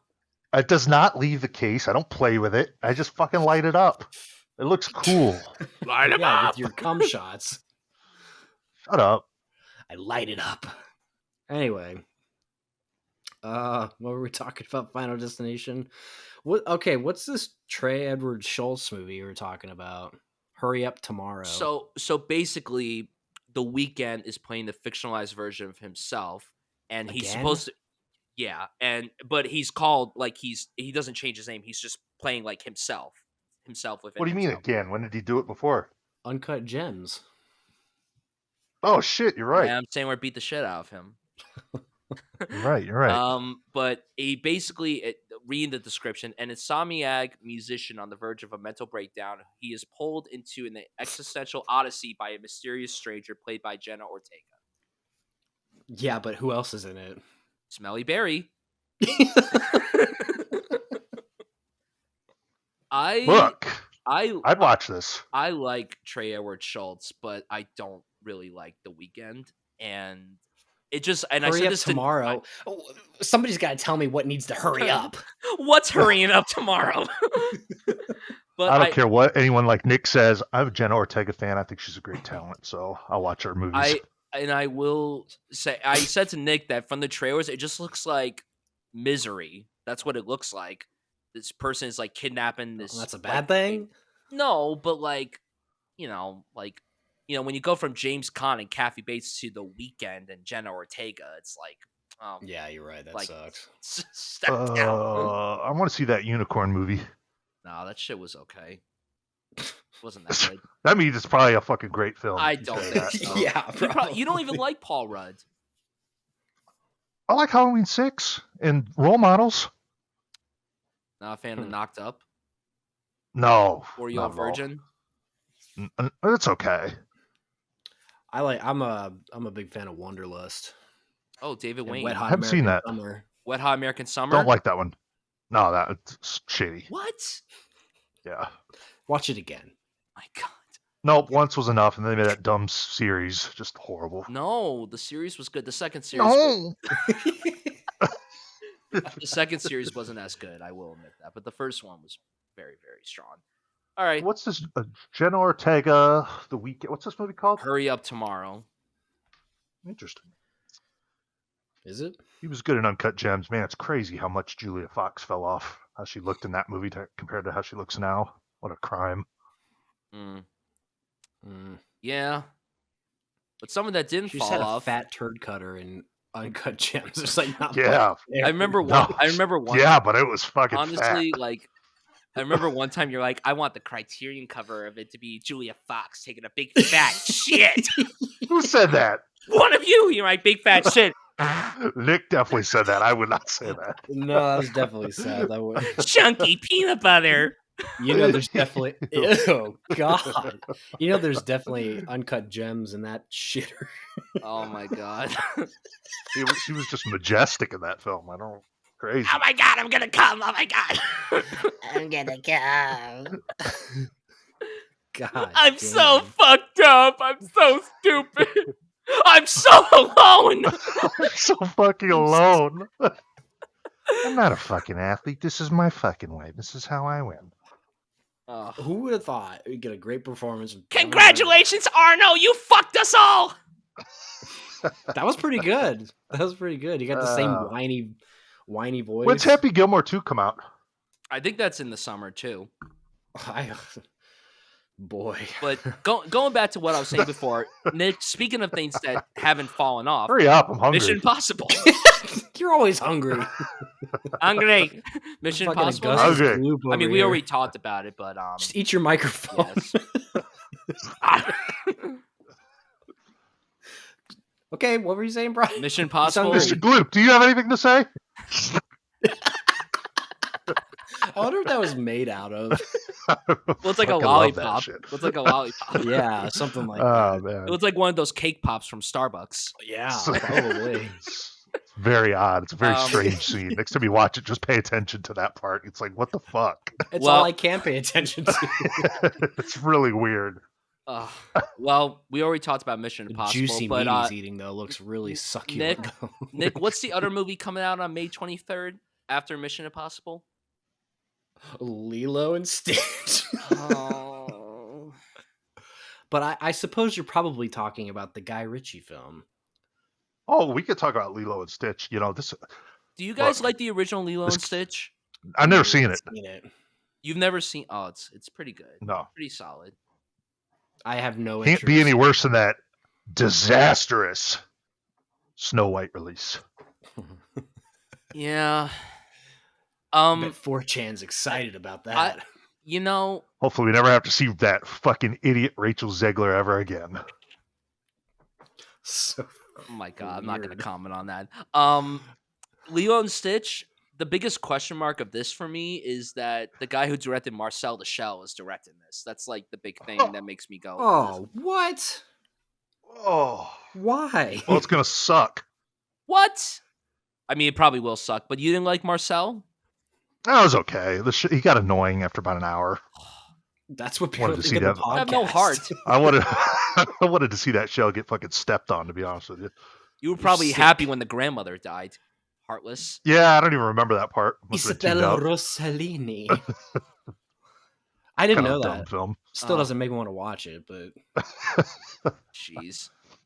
Guy Ritchie movie? Nick, you like Guy yeah, Ritchie. this is like the first time I see a trailer for a Guy Ritchie movie, and I'm like, okay. Is this that same British crime thing that he always does? No, it's like a regular movie. Yeah, it looks so okay. well. It's Apple TV, just don't so wanna let's see just it. say But it the, looks the very cast Apple doesn't TV really -like. like. It's not the most exciting cast. John Krasinski. Fucking John Krasinski sucks ass. Worst actor I've ever seen.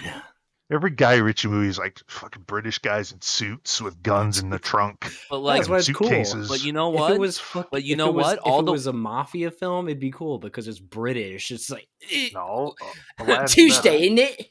Aladdin. I like Aladdin. Aladdin is mid tier. Like it's not even that. yeah, great. it's not even. better. No, I like Aladdin. It's the best Will Smith thing he's ever That done. is absurd. I That mean, is that's ridiculous. not wrong.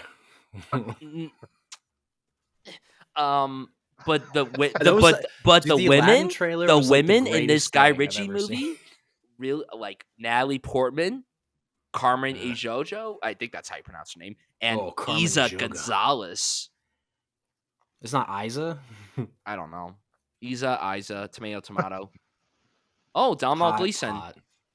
And Stanley Hey. Tucci. Oh, I like Tucci.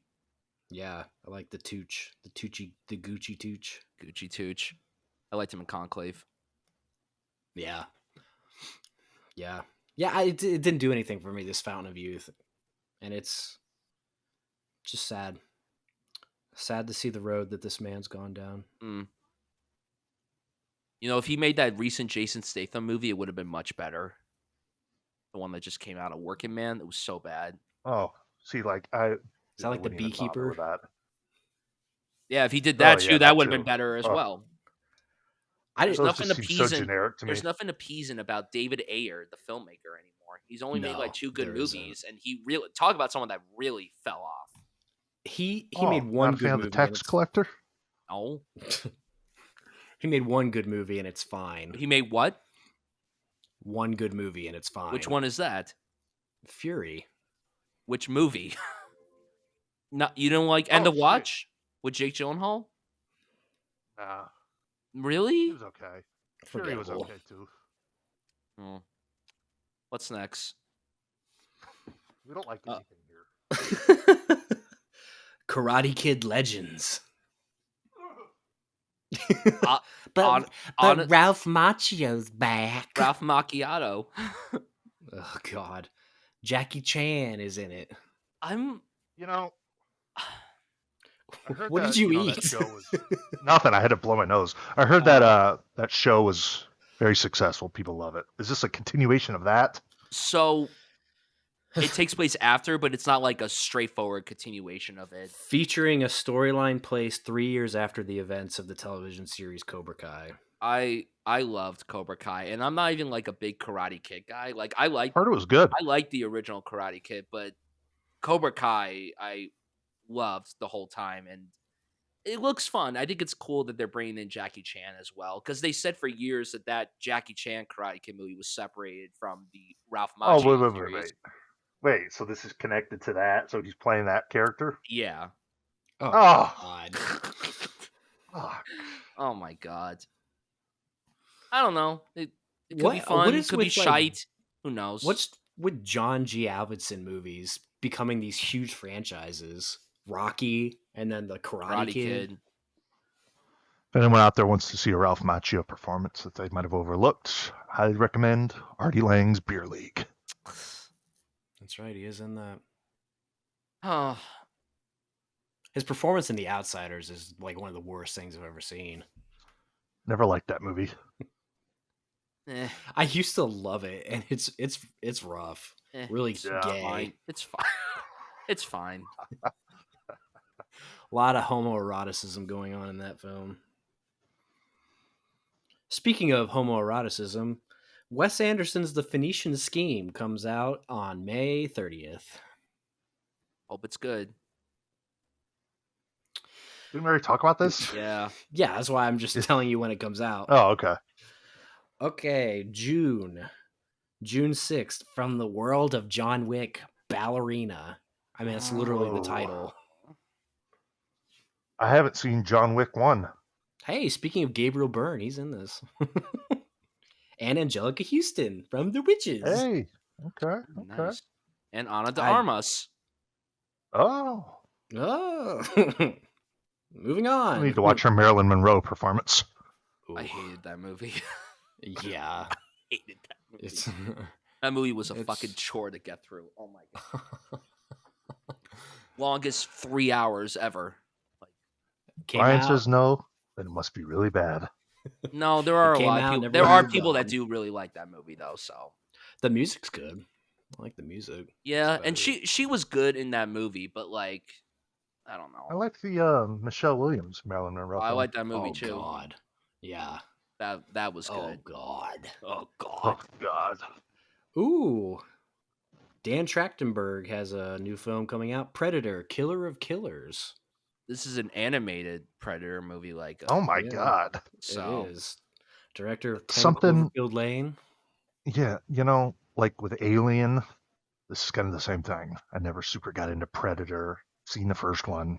Seen Yeah, the second one with Danny Glover. It's fine, but I've, I don't. I've only seen They still pump these things out. I just don't get I- it. I mean, I- it's never been a.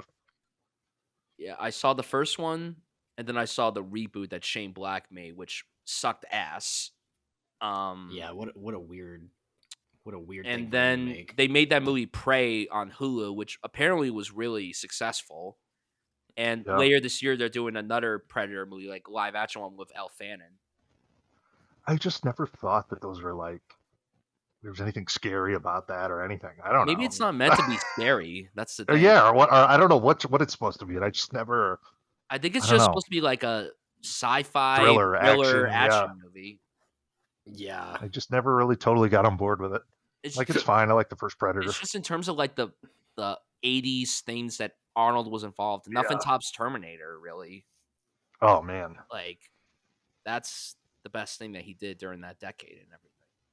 And if you want a nice throwback to that type of Arnold, Escape Plan, baby. I do like Escape Plan. Finally, you say something smart. Okay. Okay. Wow, found common ground on Escape Plan. Finally.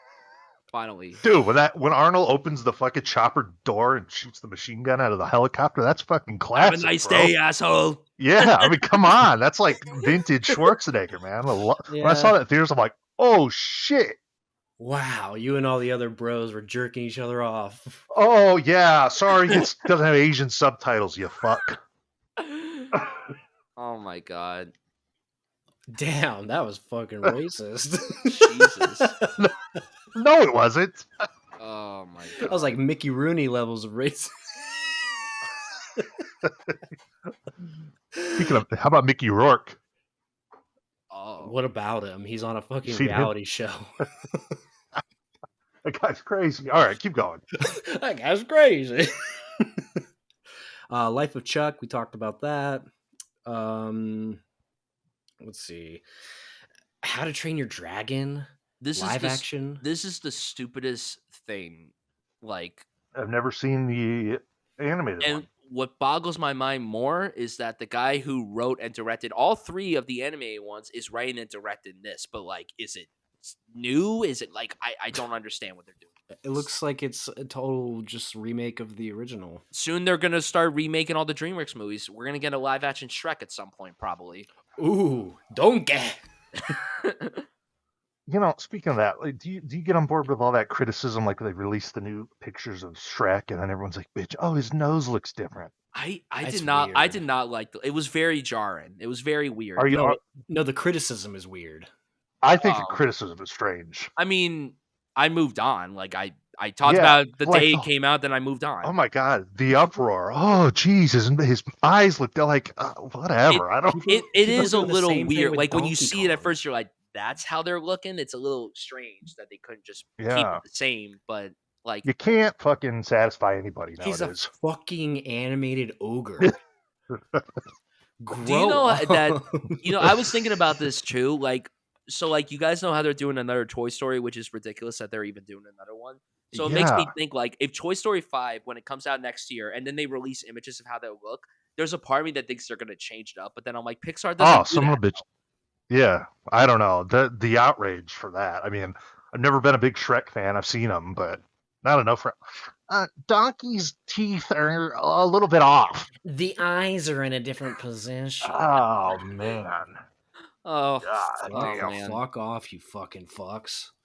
Yeah, but How to Train Your Dragon, this is absurd that they're doing this. I don't like that they're doing this at all. The animated ones are good. Why do we need a live action one? I mean, I guess if you're gonna do a live action of something, this would make sense. But like, the original only came out like 15 years ago. Yeah, crazy man. Just wait, Fucking just wait, like, remaking this shit that's not even old. Just wait like 50 years. 50 years. Like, come on. Okay, moving on. We have Materialists. We talked about that one.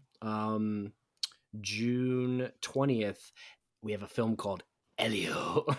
Is this Elio, about Elio, Elio Elio. Perlman?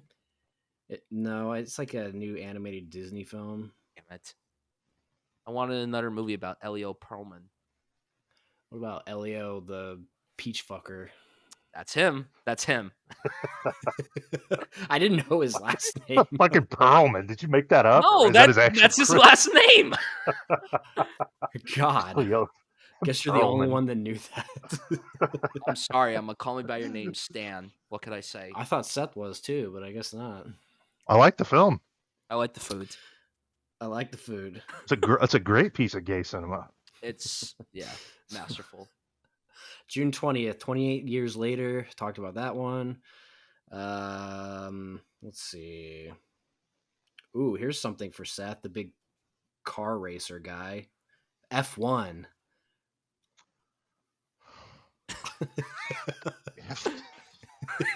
I like Gran Turismo. Same thing. Gran Autismo. F1. That's just God. That sounds so boring. Starring Brad Pitt, directed by Joseph Kaczynski, who did Top Brad Gun Pierce. Maverick. Ooh, Carrie Condon. Yeah, Gary Condon, Javier Bardem. Nobody, nothing, no thoughts on that.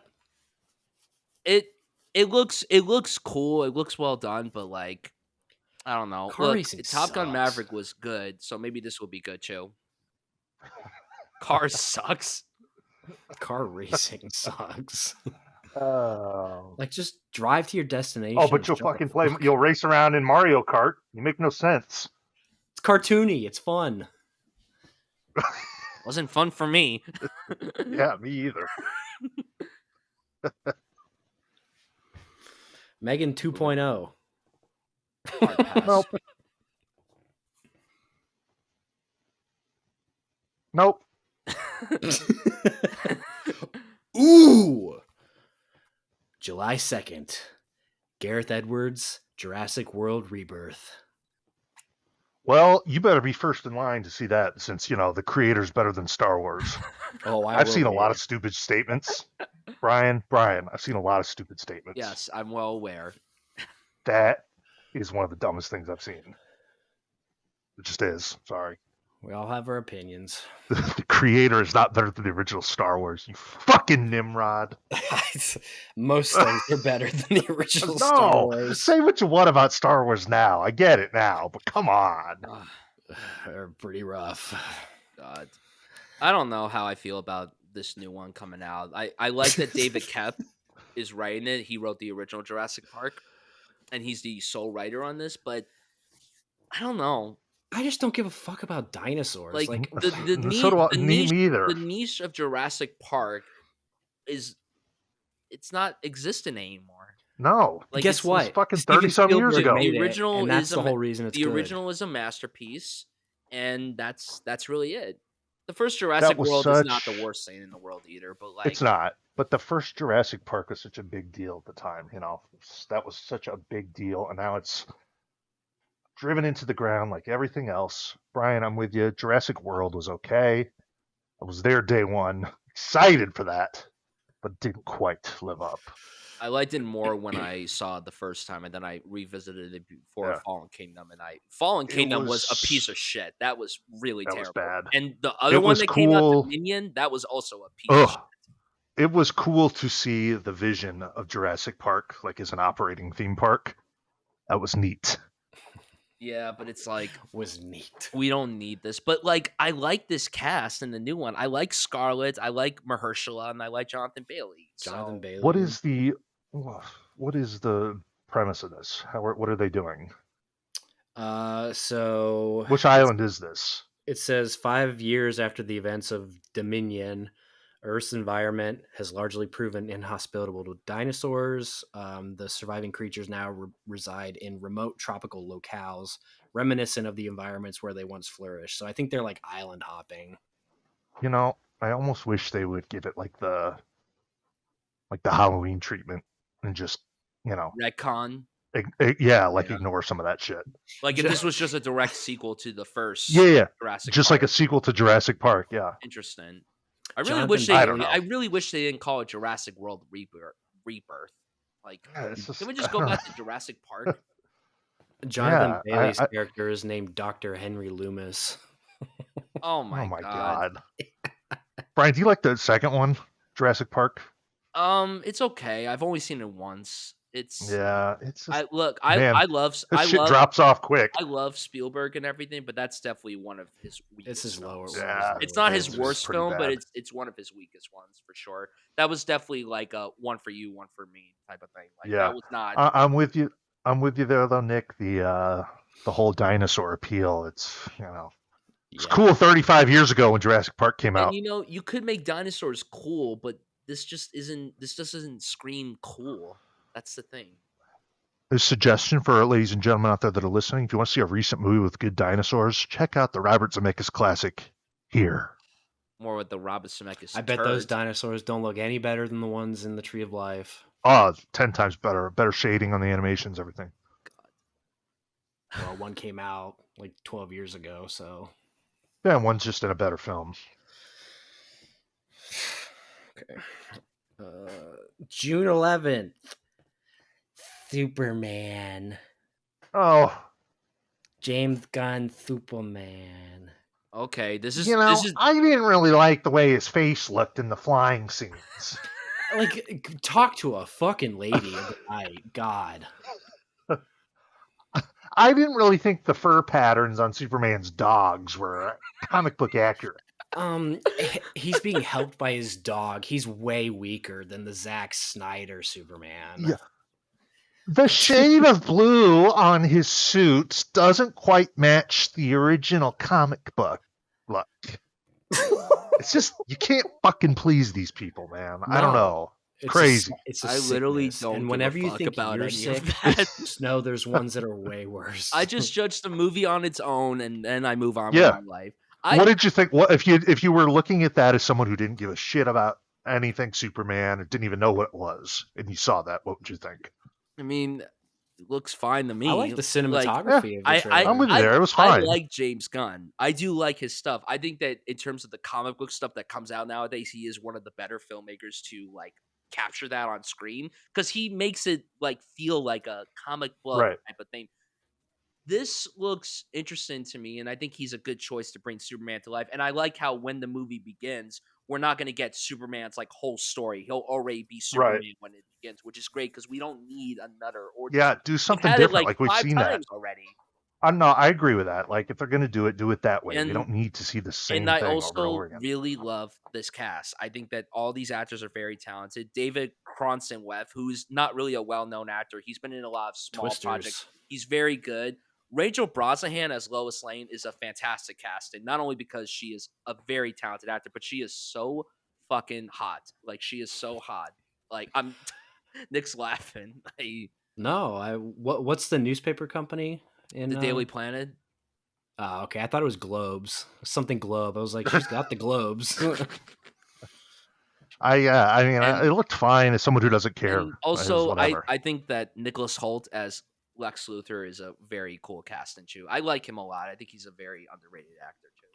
It's just exhausting. There hasn't been there's not enough time between these like reboots. Like what the fuck, man? But I will also like- say that at least DC doesn't release like 10 projects a year. At least they're doing like 1 or 2 a year, which is. But that's like, oh, who's gonna be? Man, who would be a great new Batman? It's like, what the fuck, man? Like, yeah, how many fucking Batmans do we gotta juggle? It's like they just as soon as you get used to something, then they want to reboot it with somebody new, and it's like, fuck. Well, and they're doing like the Robert Pattinson one, and then there was the Ben Affleck one. And it's like, but that's what I'm saying. Like all the like, TV what the hell? shows and everything. The TV shows. I mean, man, it's exhausting. to me. It is an exhausting genre, and it is kind of disappointing and everything because like there was a time where a superhero movie coming out was exciting, but now it's like it's just kind of stale. But when a good one comes out, when's the next one? When a good one comes out, it's like it is awesome and refreshing. It's just that there's not as many good ones as there used to be. I wouldn't have to be really bored and come across that on streaming to ever even consider watching it. But so I don't get, I don't think much of it either way. It's like, oh, another Superman, whatever. Not for me. Yeah. Yeah.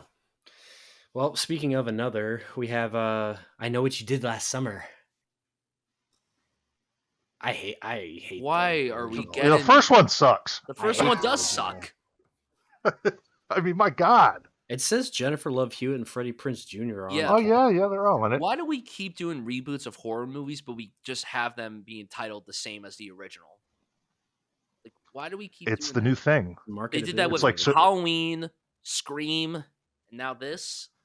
Like, it's so I guess so you're supposed to forget some of the other shitty ones that came out. I don't know. it says that this is serving as a direct sequel to I Still Know What You Did Last Summer. Oh God.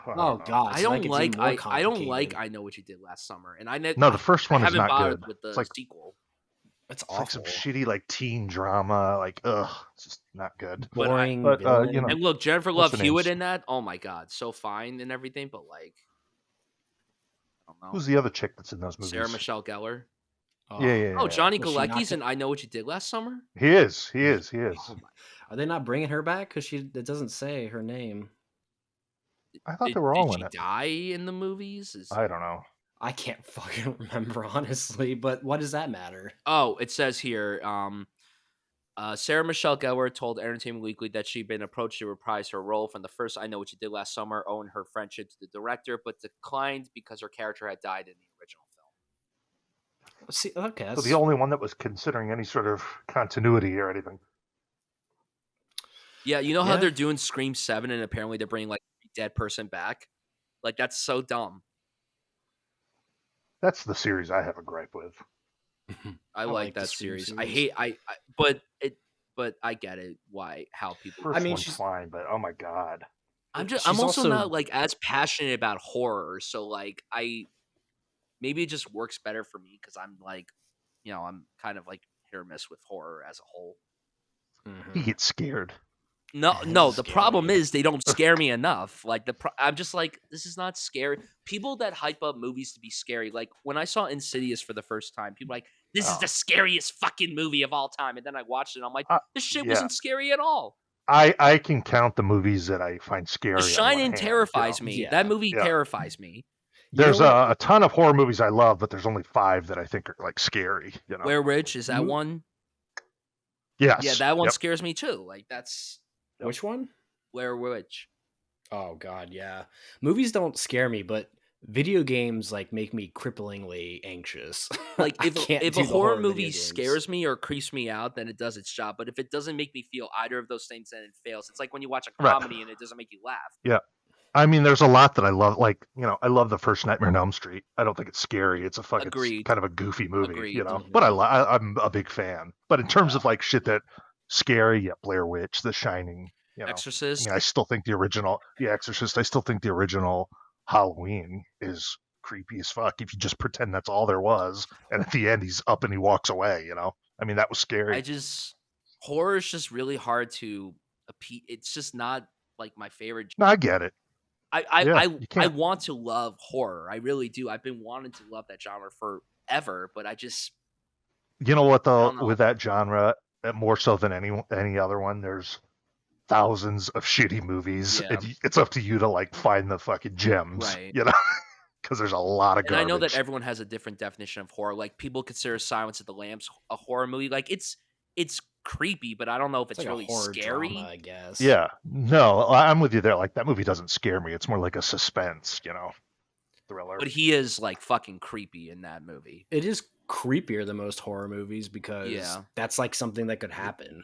Right. That's something you that does realize when you happen. watch that, he's not even on camera very long. in He's that only movie. on screen for like 19 minutes. Yeah. I Yeah. mean, it's not very long. Very I effective. love my mummy. My mommy. Okay, we're pushing like 2 hours, 10 minutes, so let's bust through some of these. Let's do it. We've got Eddington coming out the same day, the Ari Aster one, and then the next week, oh god, fucking double feature of Fantastic Four and Happy Gilmore 2. Man. Happy Gilmore 2 could be a fun time. It could be fun. No, Margaret I thought- Qualley's in it. And Benny Safdie. She'll be in it for like 2 seconds. You don't know that. I do. She said it. Oh, and Kid Cudi. I'm not a big fan of Adam Sandler or any of those comedies. I'm not even a big fan of the first one, but I thought it looked okay. It looked about what I I expected. it to look really like. like Happy Gilmore, the original. Yeah, I think it could like be Happy okay. Gilmore too. That's the only one of his like 90s comedies that I like. I don't like So Billy glad Madison, Travis The Kelce's Waterboy, getting work. Big Daddy. Like I'm not big on any of those. Oh, Big Daddy's horrific. I just want the next serious Sandler movie to come out. He's doing a movie with Noah Baumbach again, which I'm very excited for. Ooh. Ugh, the Meyerowitz story, that boring shit. No, the Meyerowitz stories was good. That's It was good. That's one of those, Bryan. Didn't catch me in that first 10 minutes, so I moved on. God, you sickening. Fantastic Four. I don't know. I really don't know. I like the way it looks, the aesthetic, but Yeah, like the that's 60s about it. I don't. aesthetic. It's just so crazy to me that the guy who directed Fantastic Four has directed like multiple episodes of It's Always Sunny. Oh my god. Game of Thrones. It's about what I'd expect on that resume. Game of Thrones, Fargo. Vanessa Kirby, though, as a superhero, that is a nice sight to see, though. There isn't anything sunny about that shithole Philadelphia. Okay. That's why coming they from don't the shoot New in York Philadelphia, guy. buddy. Yeah, they shoot in the glorious Los Angeles. Yuck. Ain't nothing sunny there, pal. And I fucking and I hate did Los say and I did Angeles. say this to you guys, and I know you made a joke and everything. Ralph Ineson playing the comic book villain is actually a really cool casting, but if only the comic book movie was interesting. Yeah, but I really like him. He's the man. Thomason. Thomason. I like that one line he said in Nosferatu where he's like, "My good sir, why would you do something like that?" Yeah, the guy's the shit, man. It's great in Diablo 4, too. Oh fuck. Okay, we're moving I was into playing. I'm August. like, right at the beginning of the game, you meet this guy, and he fucking is following you along. I'm like, wait a minute, that's Ralph. I know that voice. It's What a like companion. it's like when I started Elder Scrolls Online like 10 years ago, and like the main guy, the main wizard you're talking to is Michael Gambon. Like, holy Oh shit, shit, that's fucking awesome. Dumbledore. Dumble. August 1st, Naked Gun. We talked about that one. August 8th, Freakier Friday. Ugh. I really like Freaky Friday, but this is so unnecessary.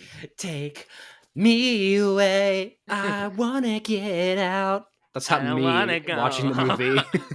I wanna go home. Hey, take me away.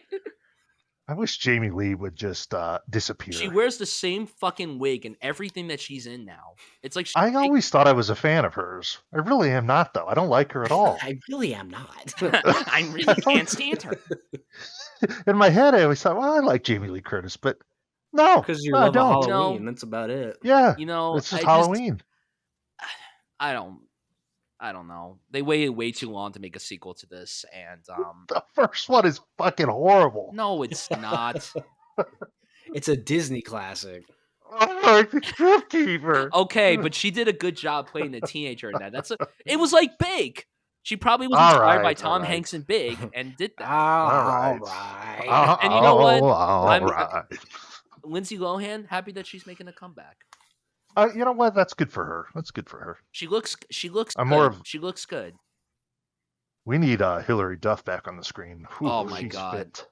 Well, they were gonna do a Man. Lizzie McGuire reboot, and Disney's like, this is too adult for us, so we're gonna cancel this. We're adults. Yeah, like what do you mean it's too adult? I want to see Cadet Kelly too, Corporal Kelly. Ooh, Christy Carlson. I want to see Romano. Raise Your Voice too. Is that You know what the she's movie's looking called? for real work. I hate What? Christy No. Carlson Romano. She's so annoying. She's annoying. I'm the All queen. right, keep it moving. Let's go. Fuck. Weapons. Like Zach. a 4-hour Zach podcast. Cregger's Oh, yeah. new film. You know what? This is Yeah. a classic Scumbags episode. Yeah. Good. Weapons. It's about as long planned as it. Zach about as Krieger. long as Boyhood. Weapons, the new Zach Kreger film. They started putting out like these CCTV clips of these kids running around for the marketing. It sounds like a really cool movie. It sounds pretty cool. The film follows a small community after a group of kids mysteriously disappears overnight. Josh Brolin. Seth, you should be very happy about this because originally your favorite actor, Pedro Pascal, was supposed to be in it, but then he got replaced with someone else. Oh my God. Well, you know I who just Googled it You know who else and I is in see it? him. Who? Amy Madigan. Ooh. Oh! All right. I'm gonna watch this one. Yeah, did you guys there's like- like Did you to guys this. like Barbarian? I'm a Barbarian fan. I liked it. I liked the first 2/3 of Barbarian. I wasn't as high on Same. the third. Fair Better. enough. Yeah, fair enough. I didn't like once we know what's going on. The That was out shot, it, shot but of when the girl is falling down and then the creature just like swan dives to it. That was fucking funny. I'll tell you though, watching that movie and when they first find that hidden door and they're like Oh my going, God. that was about movie did as not on the go- edge of my seat as I could get. Yeah, And that was you know like- what? They you did know? a great job of casting 10 out someone of like 10 Bill suspense. Skarsgård, who you thought was going to be Yeah. a creep, but he turned out to be a genuinely good guy. Yeah, Like- I'm like, well, at that point, you're like, I was really into that movie. I'm like, And then you- damn. And then you get Justin Long, that is typically a good guy, and he's not. Yeah, I thought the movie Yeah, when I that started, when that segment started, I thought the movie was almost over. I was like, "Oh my god, are we almost done with the movie?" No, there's still 2 more acts to go. Yeah.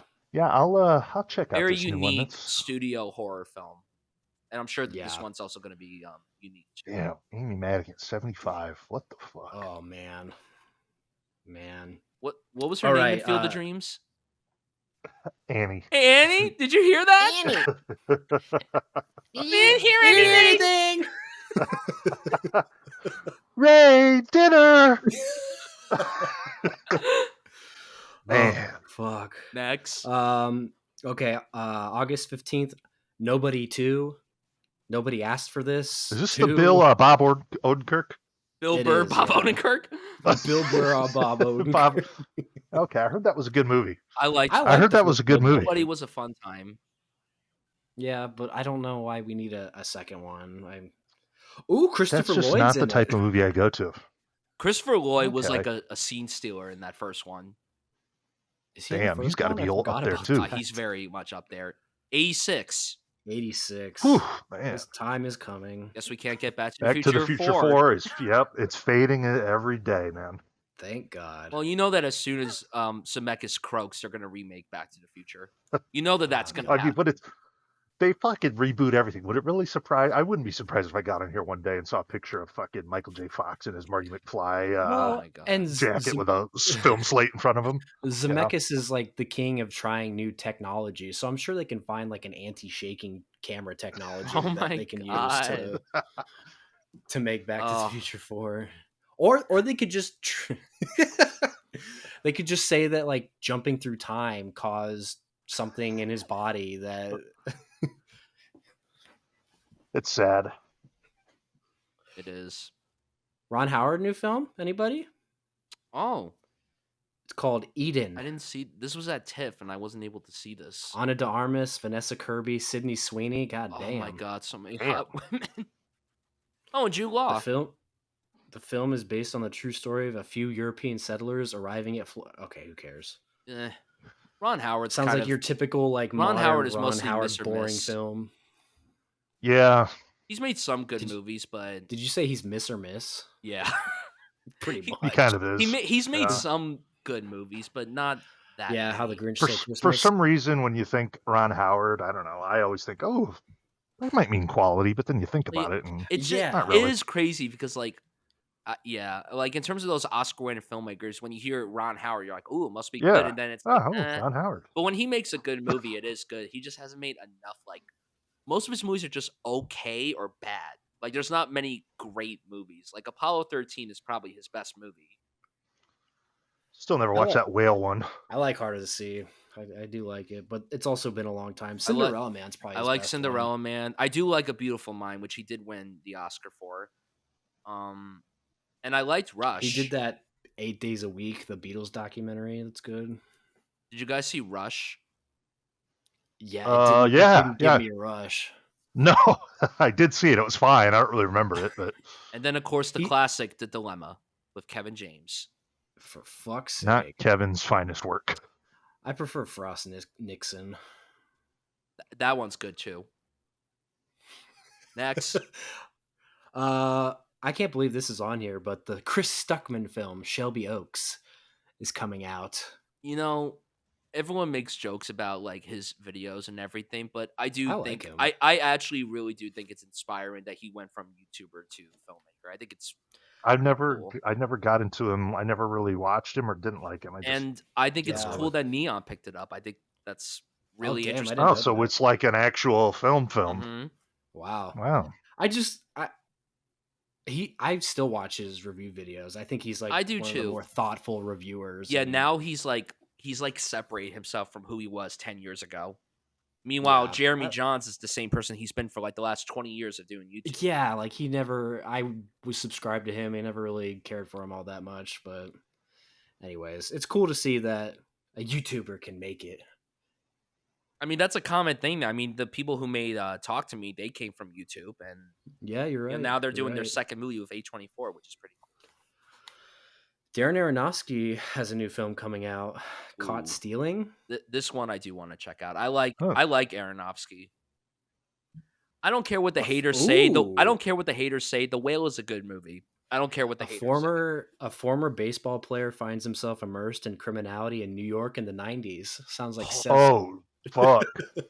Wait. So, who says The Whale's a bad movie? A lot of people. Oh, really? Yeah. I don't know. I mean, I don't follow like any film shit or disrespecting anything. people who are fat and have eating disorders. Okay, well, I like to eat. Would they have rather they cast like a lady from Gilbert Grape who was actually that big? It doesn't bother me. I like the movie. Yeah, who cares? I've been a fan of I didn't know that was day Kristen. one. Anyway, so this sounds fucking awesome. Austin Butler, Zoe Kravitz, Regina King, and Vincent D'Onofrio. Griffin Dunn. Okay, cool. Griffin Dunn? Ooh. Damn. Oh, this is the second time he's playing a character named Paul, because that was his name in After Hours. Great film. That's my favorite. And then Scorsese. the last two we have. The That's Roses, stupid, but it's which a we great talked film. about, and then Toxic Avenger, which we talked about. Dude, honestly, Toxie might be my most anticipated film of the year. I Elijah can't think of anything else I'm looking forward to. Good Toxie. Peter Dinklage, Elijah Wood, and Kevin Bacon. Wow, what a cast! Directed by Mac and just Blair. It looks fun. Just it captures the tone of the original. I'm just reading a bit more about There's not much to know about it. the guy who directed it. He was in Green Room. Yeah, and he directed Blue Ruin, which I like. Yeah. Was the guy Or Green in Room? Blue Has that Ruin. guy made another film since Green Room? Yeah, he made Rebel Ridge. Oh, was that any good? It was whatever. Hmm, It didn't have the same like tonality that Green Room did. fair enough. Let's end it. Is that it, That's it. fellas? What films are you looking forward to? What's your number one? Forgot what we talked Mission about. Impossible. Mission Impossible. Yeah, maybe Mission Impossible. I don't know. That Darren Aronofsky one kind of stood The out. to Darren me. ones. I didn't know anything about that, so I took that from this episode at least. I gained something from it. Yeah.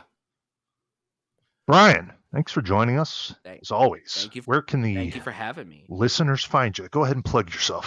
Find me on all socials. Fuck yourself. Go ahead. Sorry. You can find me on all socials at Bryan Suffield, and subscribe to my podcast, Life Moves Pretty Fast, on any podcast platform. Brian, always love having you on. Nick, anything from you? No. Now, Hey, I'm going to see you in a couple weeks, man. Oh fuck, that's right. When are you coming out? Yeah, don't. 5th through the 9th. Cool. I'll pencil you So, in. well, yeah, he's got a lot going on. Hopefully, he can fit me in. Anyways, episode 193 of the Cinema Scumbags podcast in the books. Thank you guys for listening, and as always, go fuck yourselves.